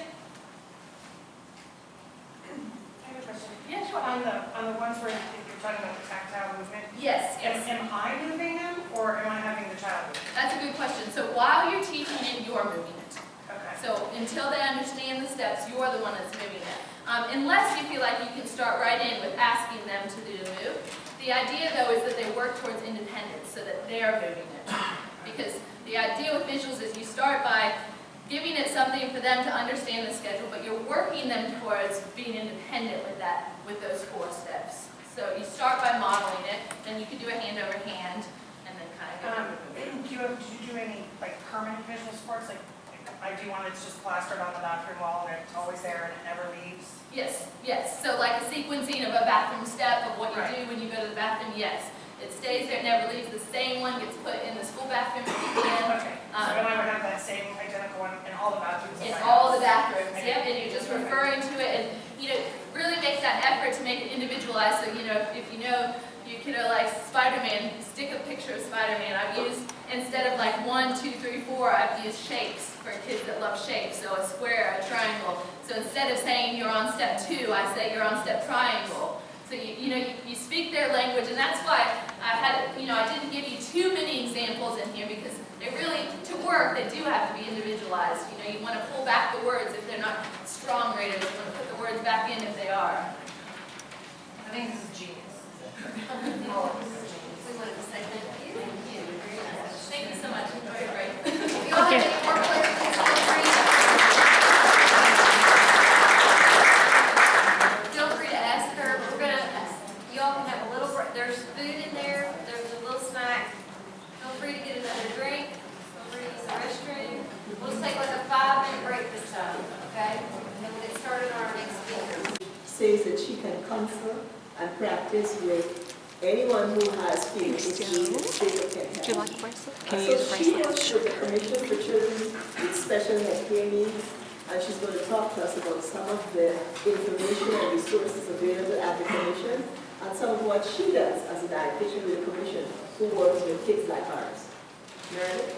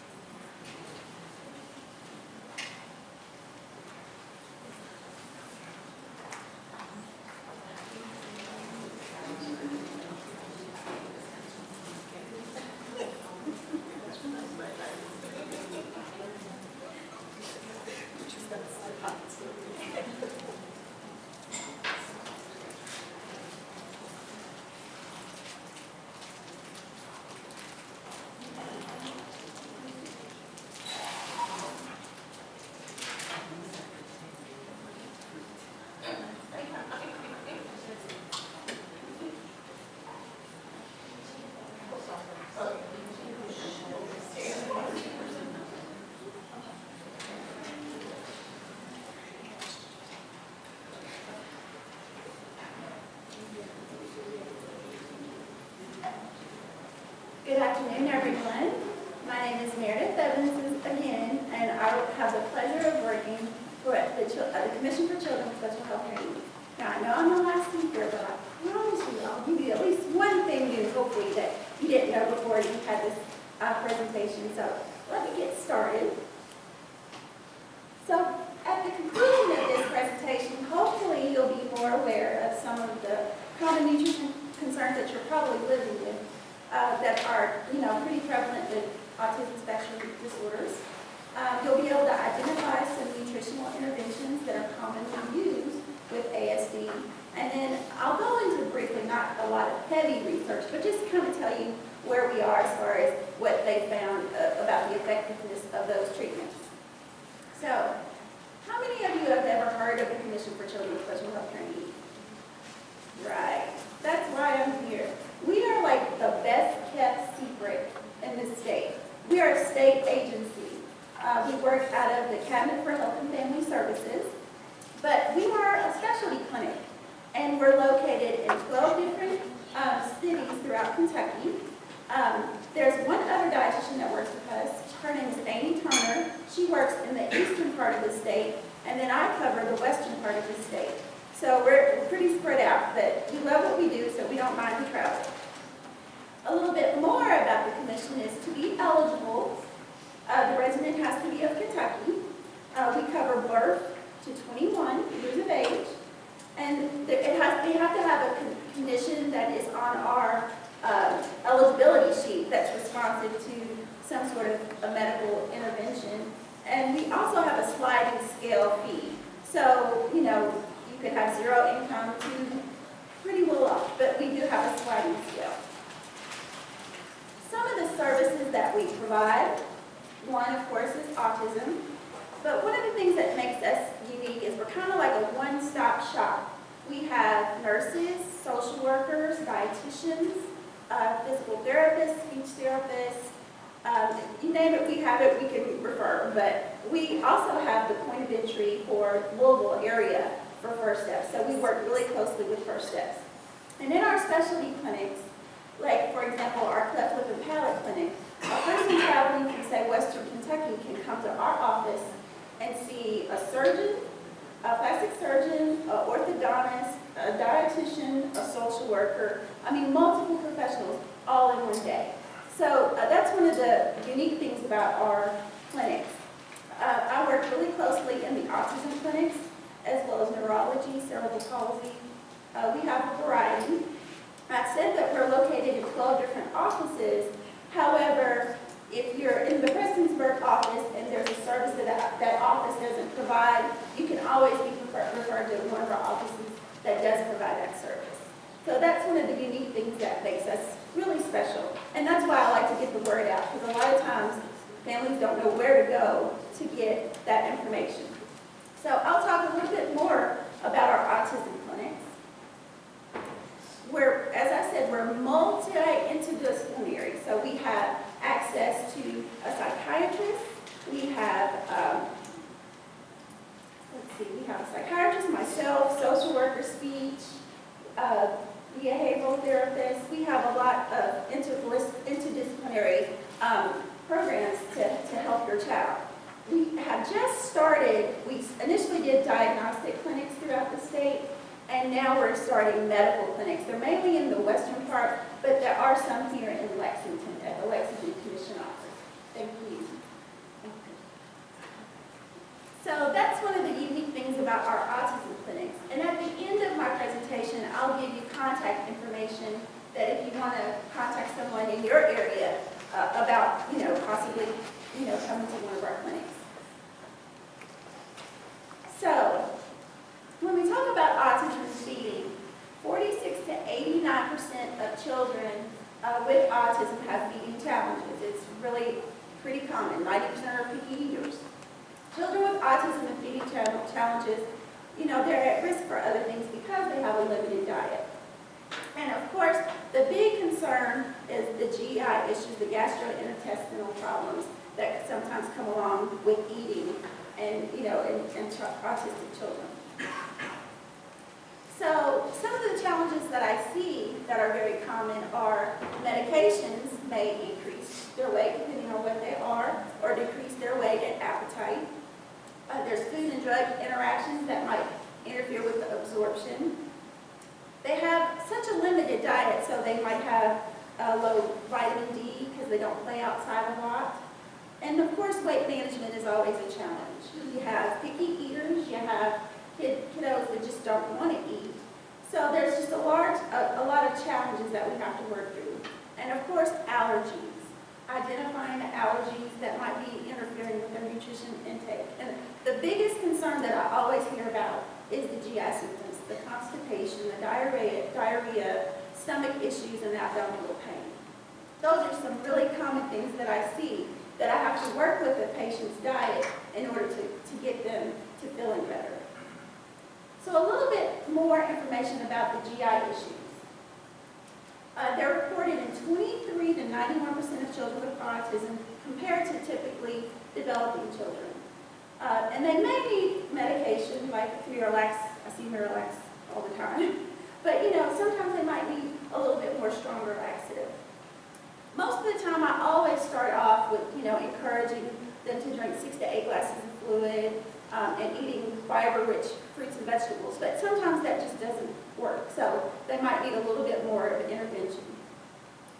So sometimes the constipation is also related to anxiety, or they just might have withhold it on their own. I just recently saw a patient. He was about 16 years old, and he would go for 5 days without using the restroom. His father took him to the hospital because he was afraid that he might be infected, but he wasn't. And he just decided when he wanted to, he went to the restroom. So that's like a behavioral thing that needed to be worked on. So that's kind of common. And of course, introducing new foods is always a challenge when you're working with this population. So one of the things that I really like to talk about, and some of you may have heard of these, they're called complementary and alternative therapies. Now when I list some of them, you're going to be like, I never knew that that's what that was called. But it's just a group of diverse medical and healthcare systems and like practices and products that are not considered a normal part of medicine. So most of the time, 50 to 75% of children with autism spectrum disorders are treated with these therapies. And almost a third of these children are referred for evaluation. They use these diet therapies. And I'll tell you about the most common. But this is a chart that goes to some of the more frequently seen interventions that people try that are CAM therapies. There's the additive-free. You remove the food dyes or the food additives. The very common one and most popular one is gluten-free, casein-free. It's kind of a staged elimination at times. You first do dairy, then second wheat, rye, barley, and then soy is often restricted. The specific carbohydrates diet and the FODMAPs diet, those are therapies that are usually used with people that have like irritable bowel syndrome, but some people have found those very helpful with autistic children. There's a yeast-free, going yeast-free, that means yeast-frozen breads, fermented foods, and cheeses. They avoid those. And then there's a little bit more elimination diets and things like that with supplemental vitamins and minerals. So I'm going to kind of touch the surface on some of the most common ones that I see. And when I talk about them, it's not to discourage or encourage either way. I just want everyone to be aware of the pros and cons with those diets and how important it is to work with your medical team, if you have a GI specialist, if you have a pediatrician, if you have a dietitian, just to let them be aware that those are the diets that you're trying. So the most popular is gluten-free, casein-free diet. Just to define what that is, gluten, which is a grain protein, is found in wheat, rye, barley, most oats, and anything made with these grains. Casein is found in dairy products. Now, not to get too technical, but the theory behind it is the gluten from the wheat and the casein from the dairy, they don't absorb properly, which leads to a leaky gut. And of course, when those substances are circulating, it's been proposed that they cross the brain and lead to some of the behaviors that we see with autism or symptoms. So what does that diet look like? Lots and lots of fruits and vegetables, a limited consumption from the grain group, no milk products, and non-processed meats and meat alternatives. I worked for the Jefferson County Public School System for a while, and I was overseeing all of the specialty diets. So one of the things that I found out when you start a gluten-free, casein-free diet is you have to read labels. Gluten is in everything, it seems. It's just hidden in everything, even as far as condiments. So it's really important when you're starting this diet to be aware that you're going to have to do a lot of reading food labels. So when a child is on this special diet, you need to make sure that they have vitamin D, and you can give fortified rice, fortified rice, soy, almond milk, cod liver oil, eggs, and then of course try to encourage sunlight. Calcium, of course you can get that from fortified rice. Almond milk, fortified orange juice. Iron from red meats, of course. Be careful if you're giving some meats to make sure if it has a breading that it does not have gluten in it, because that's really common. Protein, eggs, nuts, and seeds, lean meats and beans, and peanut butter. And then, of course, fiber. You have your legumes, beans, fruits, vegetables, nuts, seeds, and supplements. So those are the things that you need to keep in mind before you start that diet, that your child's going to have to make sure that they have those specific needs. I know that this is a lot of information. I'm going to supply my PowerPoint to the Autism Society of the Bluegrass, so you'll have it available for later. It's a lot of information. I hope I'm not going too fast. But just always pay attention to these nutrients if you want to start this diet. So, some of the current challenges, as I said, one of the big ones is you got to become a food label reader for sure. You have to take into account your child's current eating habits. You know, they already may be a picky eater, and then you start removing maybe some of their favorite foods. So you have to be a little bit more unique. I know that they have pancakes that are gluten-free. They have all kinds of products at Whole Foods and Trader Joe's, and even in Kroger now. But the problem is some of those products might cost a little bit more, so then you have to start being creative and make your own recipes. So those are things that I just want people to keep in mind before starting that diet. Also, you know, doing your recipe, that's increased preparation time. Know about medications as well. Sometimes gluten is a filler, so it might be in the medication. It's a lifestyle change for your whole family, unless you want to turn into a short order cook.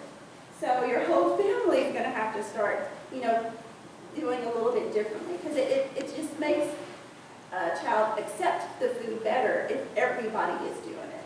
So that's one of the things that I always want to tell people. It's a lifestyle change. And then control outside the house. You know, if your child goes and stays with a family member, they may not be aware of what to look for. So you kind of lose a little bit of control when your child is outside the house on that diet. So that's something that you might want to take into consideration. So current evidence for this diet.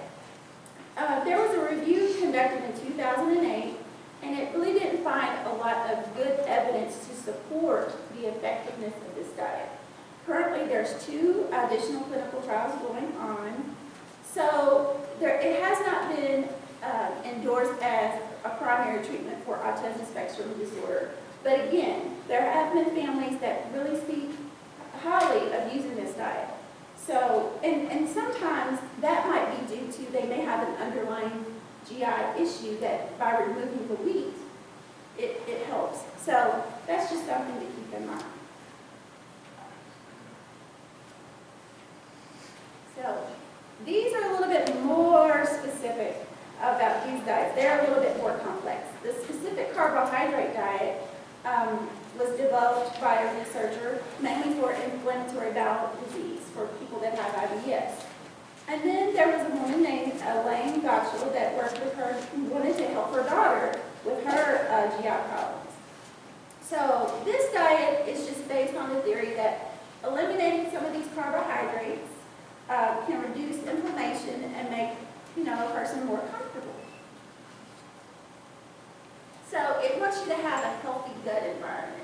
So it tries to make a better environment to where there's a balance between the good and the bad bacteria.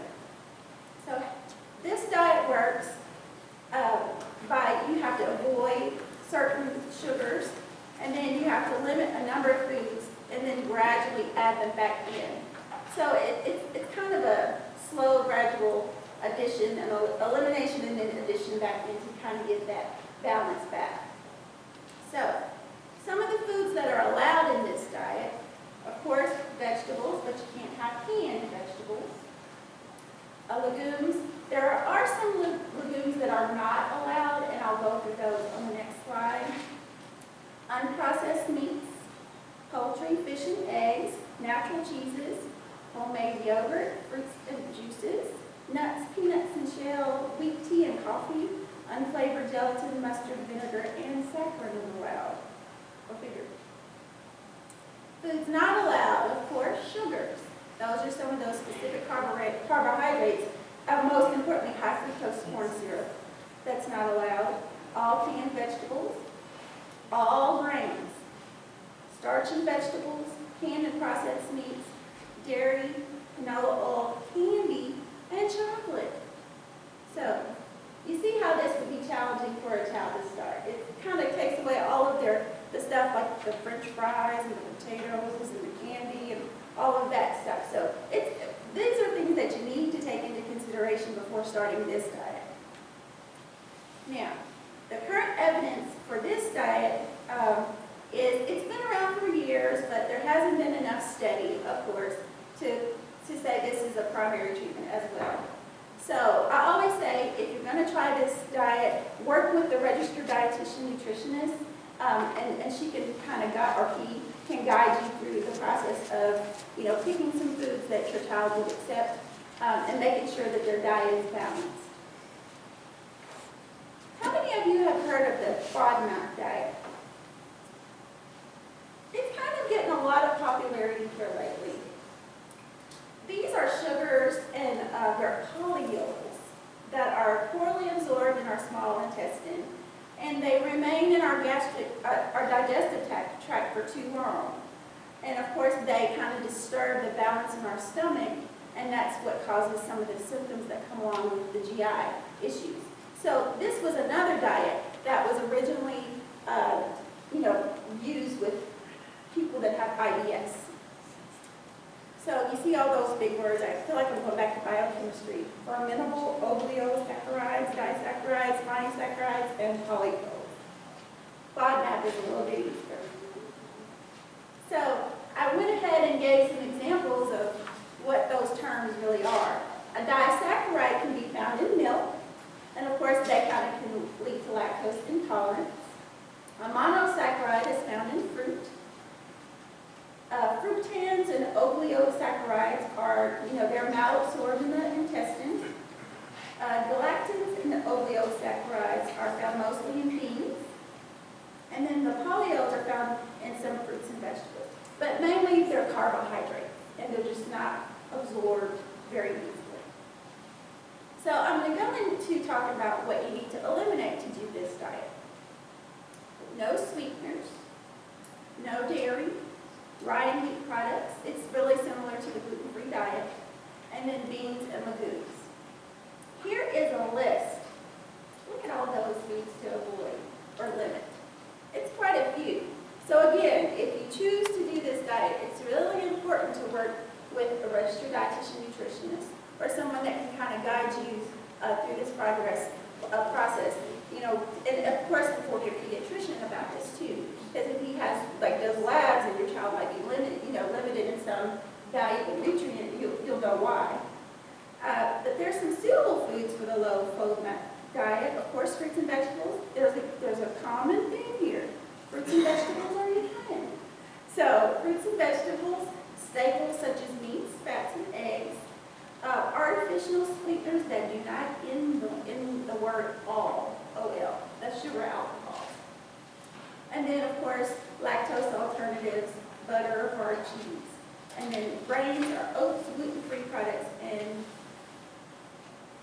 and other products like that. There's 2 phases to begin this diet. The first phase is like strict restriction. So it's really a high FODMAP food diet.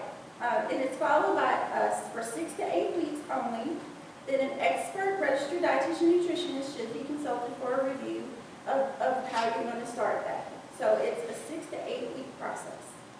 The second phase is very liberalized, and that's the most common diet that people follow. It's a low FODMAP diet. So again, I can't stress enough, a registered dietitian nutritionist is your friend if you want to start a really restrictive diet. So I talked a little bit about foods that, some people seek to help with their child's autistic behaviors or symptoms. And now I'm going to talk about some common supplements that I see. Vitamin B6, its purported use in autism is it increases speech, decreased aggression, decreased stimulatory behavior, improved eye contact, improved social responsiveness. With magnesium, you get improved social interaction, improved communication, and decreased stereotypical behavior. Omega-3 fatty acids, they've seen decreased hyperactivity, stereotypical aggression, improved language and learning skills. And then melatonin, its purported use is, of course, improved sleep. The next supplements are folic acid. It's been seen to be help as an antioxidant and relieve some inflammation. Vitamin B12 is also doing the same thing with stress and inflammation. DMG and TMG, they're dietary supplements. I haven't had a lot of experience with those. The recommended daily allowances, what are these based on? Is like an age 2 to 3 or adults? Those are adults, and that's the problem. And I'll talk about that. A lot of these supplements don't have recommended levels for children. So that's one of the challenges that I'll go into a little bit. And then, of course, probiotics, which will improve the intestinal flora. So I've listed some of those and their purported use, but I'll go into what some of the research says about some of those products. For vitamin B6 and magnesium, the doses recommended for vitamin B6 are nearly 500 times the daily recommended allowance in toxicity for anyone. So, for an adult. So that can cause ataxia, loss of fine motor skill, and changes in the way they walk, and even peripheral neuropathy.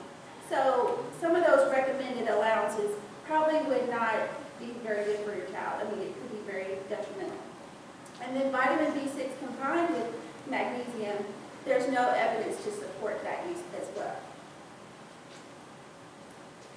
1 out of 4 parents give their kids omega-3 fatty acids. So research, of course, is lacking in children in this study. In children on 3 grams of fish oil, parents have talked about excessive bruising. So that's one of the things you have to think about when you're giving them fish oils. Some parents that give cod liver oil, they don't think about the other ingredient in it, which is vitamin A. And of course, too much of that can be toxic as well. So when looking into some of these supplements, you really need to think of what else is in those supplements. So that's some of the research about the omega-3 fatty acids. Several clinical trials have been conducted with the dietary supplement melatonin, and they've had promising results. I can tell you firsthand, working in our cerebral palsy clinic, our neurology clinic, and our autism clinic, there have been several of our patients that have had sleep problems and they've been given melatonin, and it has really helped. So hopefully, there'll be more research in the future on that. But if you want to do that, it's important to work with your pediatrician on an appropriate dose. Don't just go to a health food store and get it. It's really important that you work with your doctor. There's limited data on the folic acid and the vitamin B12. And as I said, the DMG and the TMG, I have not heard a lot about that. but there's also not enough evidence to support that use anyway.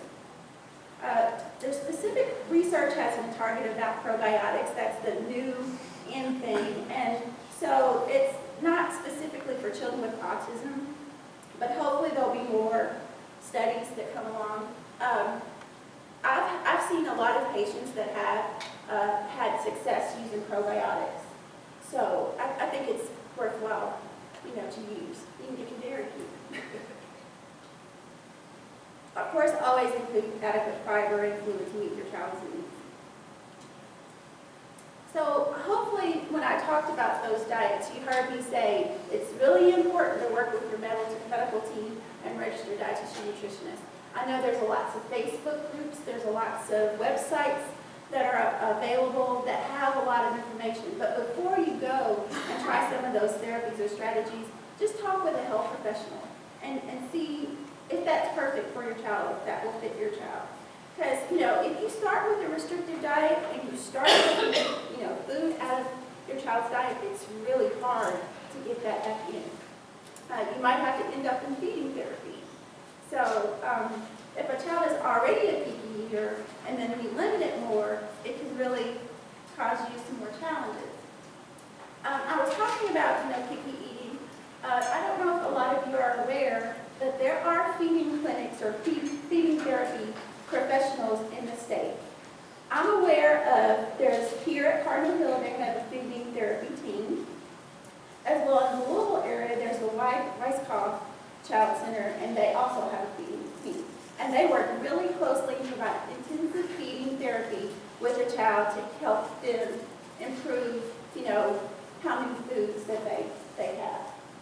So Autism Speaks, on that website, they have like a search engine where you can put in your zip code and it can tell you providers in your area and what services they provide. That's a really useful tool. So I know that, I'm not sure everybody's from this area, but I always like to tell that to others because like in Western Kentucky, they're very limited.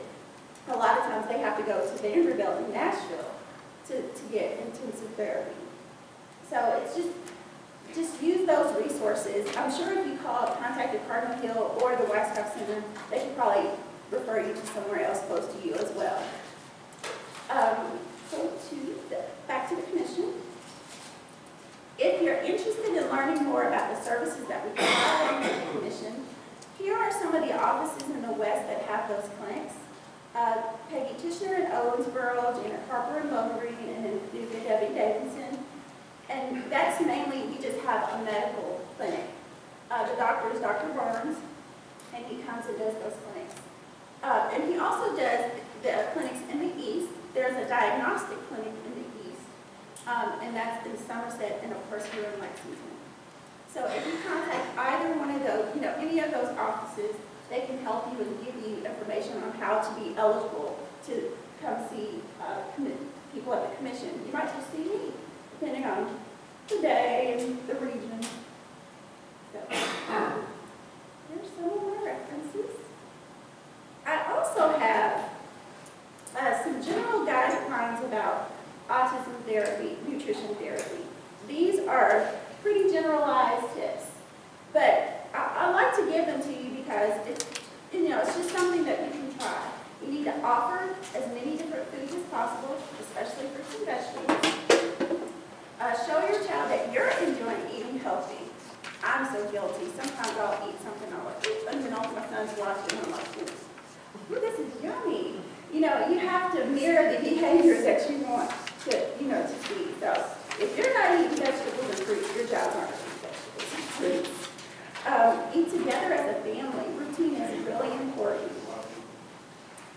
Be aware of signs of picky eating, and then if you need to, go see a professional.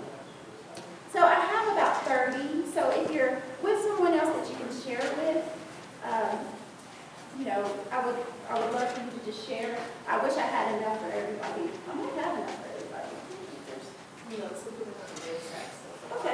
Okay. So any questions? I know it was brief, but... These diets, they're not going to replace any therapy. These are to correct any sort of eating problem with the child or someone might have. Well, I've seen children example, there was a child, she would be, like, throw herself violently on the ground because she was in so much pain. It turned out she had a soy intolerance. You know, so it kind of helps along with therapy. So it might eliminate, I guess, a possible symptom? Right. Okay, but right now, especially, it's pretty fluid. It's not a magic bullet. No, no. But it really helps them feel more comfortable and not in pain. It's not a cure-all, but it just kind of helps deal with the symptoms. Just that last slide, do you all have, you may have had it on, do you have dietitians that the children special needs office? Yes, well, there's only two of us. I'm in the western part, and then Amy Turner is in the eastern part. So, depending on whatever office that you, whatever's in your area, you can have someone come see you. If we decided we want to try something like this, we can work with all people. Great. Yes, definitely. Tell your friends about the commission. You don't want to be secret anymore. Yeah, well, yeah, we've, go there for our son, he has a hearing. Oh, great. You're all Good job. What's that? Good job. You're like, Oh, yeah. you're all awesome. Yeah, Amy Turner is there. She's in the office. Any other questions? I know that's a lot and a lot of big words. You said we're eligible up to 21? Yes, birth to 21. It's in the city. Is that for all services like hearing and autism? Yes, yes. I see children grow up. It's awesome. It's awesome. Thank you so much. We are really glad you can do this for us. Sometimes just talking about what's the appropriate thing to do with food is not sexy, because we think there's a miracle cure out there. There's one food that's the most wonderful thing. And as a non-dietitian nutritionist, I kind of like to put in a plug always for try the food first, and then go to the medication or the supplementary thing. It's always more helpful. So thank you all for coming to this session. We really enjoyed having you. If you haven't put your name and email on there for us to send you for the information, please do that before you leave. Listen out for our conference in October, November. We do one in the fall and one in the spring. And of course, we'd love to see you at the walk. So thank you again, and thank you.